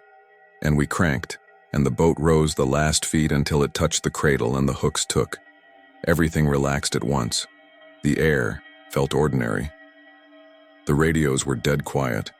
The light held steady. The painter lay in its coil like it had always been there. No one said much. We signed a more serious piece of paper. The electrician swore he'd been taught in school that wires do not move by themselves. The chief mate used phrases like anomalous forces and possible misalignment. Sosa put his hand on my shoulder like a father or like a boss who doesn't have the manual for this particular problem. We decided to post a watch. That sounds grand. It meant me with a stool and a half-warm coffee by boat 9 from midnight to 02 Winda. If anyone asked, I was checking for smokers. I sat and listened. The ship patched back into the same hum. On the hour, the bell in the crew corridor somewhere struck through walls like it was underwater. I kept thinking about the radio voice. You hear a lot of voices on ships. People get bored or drunk or lonely and play with channels. But this one had no shape to it. It didn't have country or age. It was just the idea of a voice. Around 01:17, footsteps came up the crew stair. The kind of quick, careful steps of someone who knows this is not for them and is halfway sorry. A young guy in a polo and lanyard, entertainment crew, poked his head around the corner. "Heard the story," he said, eyes bright with fear that feels like a thrill. "Is it true?" I told him no, because sometimes shifting the story is the only control you get. He told me his grandma always said you never ignore the last lifeboat. "It waits for the one who didn't get counted," he said. Then he laughed and tried to take it back as a joke, but it hung there, heavy. Sunday bled into Monday as it always does at sea. The first buses would be waiting at Galveston by morning, and disembarkation day is controlled chaos. If you want to hide a weird thing, a port day is the time. We made it to port with no alarms. Sun up, lines on the dock, gangways out, passengers, trundling bags down to credit card checkout like the last day of summer camp. I stood my post on the gangway and smiled and said goodbye, and kept my eyes up. When we were mostly empty, the shore engineer came aboard, a compact guy with a rolling case who looked more like IT than someone who knows about winches. He did a lot of looking at the davit with his head tilted like a bird. He asked me to play back the footage for him. I pulled up the files. They were there. Timestamps, file sizes, everything. When I opened the Saturday night video, the one with the voice and the lowering, the screen went a flat gray and then showed only a few frames. Me, Marta, a blur of rope. The rest had this tearing look to it, as if the content was there in bits but the player couldn't assemble it. The engineer tapped the screen and shook his head, like that would make it better. "Corrupted," he said. "Happens." He didn't believe what he was saying, and neither did I. Before we cast off for the next loop, Sosa asked for one more drill at 9 during daylight, just for him and his crew. The chief mate agreed as long as he was there to sign it. We did the checklist, like a wedding vow. Gripes off, brake tested, fall lines clear, painter coiled, canopy tied. We lowered the boat down and stopped 2 meters above water like the book says. The hull reflected the sky back at us, blue with a smear of white cloud. Everything looked boring. Sosa nodded and said, "Good." Then he paused. "Wait." Standing, there at the rail, you can see the water run along the hull in thin sheets. It makes a certain sound like someone scrubbing a floor in another room, and in that sound, under the chip of gulls, I heard 3 slow knocks. Faint, deliberate. 1, 2, 3. We were all very quiet. Marta made a cross on her chest without thinking. I stared at the water, at nothing in it, at everything in it, until my eyes stung. We raised the boat, clipped the gripes, and signed the paper. On the form, Sosa wrote, "Satisfactory." Disembarkation finished late because someone couldn't find their passport, like always. By the time I got off my shift, the port was a hot wall of diesel and sunscreen smell. I lay in my bunk and listened to the unexpected silence you get in a docked ship. No more sea hum. Just air units and the distant beep of a forklift moving pallets of lettuce. I closed my eyes and said, out loud to no one, "How many souls?" The words felt like they belonged to a room I wasn't welcome in. I put in for shore leave after the next loop and didn't go back. If you're thinking I left because I'm scared, understand that ship fear isn't like movie fear. It's small and it stacks. It's the fire door that feels damp on the inside when the corridor is dry. It's the list of equipment test times, you know by heart, and the one that happens 5 minutes early. It's the way rope smells wrong for a day and you can't say why. It makes you clumsy, and clumsy gets people hurt. I still have my old deck shoes. There's a white ring on one toe that doesn't wash out. Salt is funny like that. Every now and then I'll be walking past a store and catch the smell of wet nylon and hot paint, and my hand will twitch like it's reaching for a crank. A friend who stayed on sent me a message a few weeks later. He didn't write much because crew don't put things in writing if they can help it. He just said 9 did it again.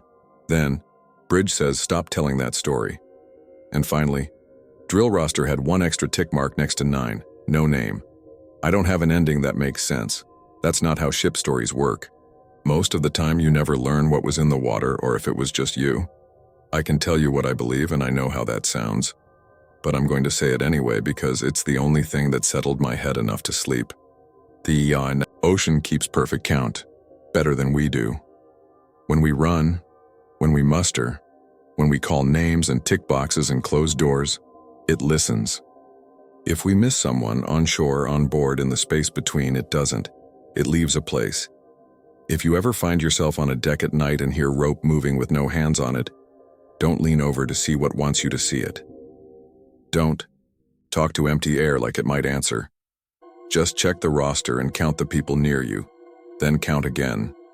And if your radio clicks like a nail tapping and you hear a voice ask how many souls, say the number you have. Say it twice. Say it like a promise. I didn't see a face, I didn't see a body. That might make this all easier to dismiss.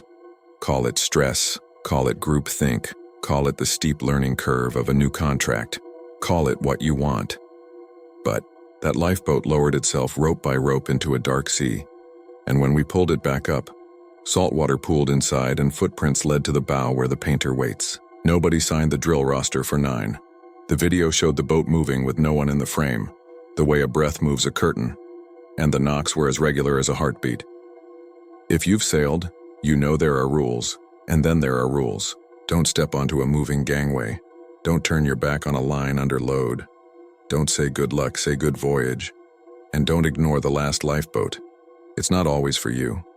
Sometimes it's just reminding you that not everyone made it into the count, that the sea doesn't forget, and that the final seat stays open until it's not.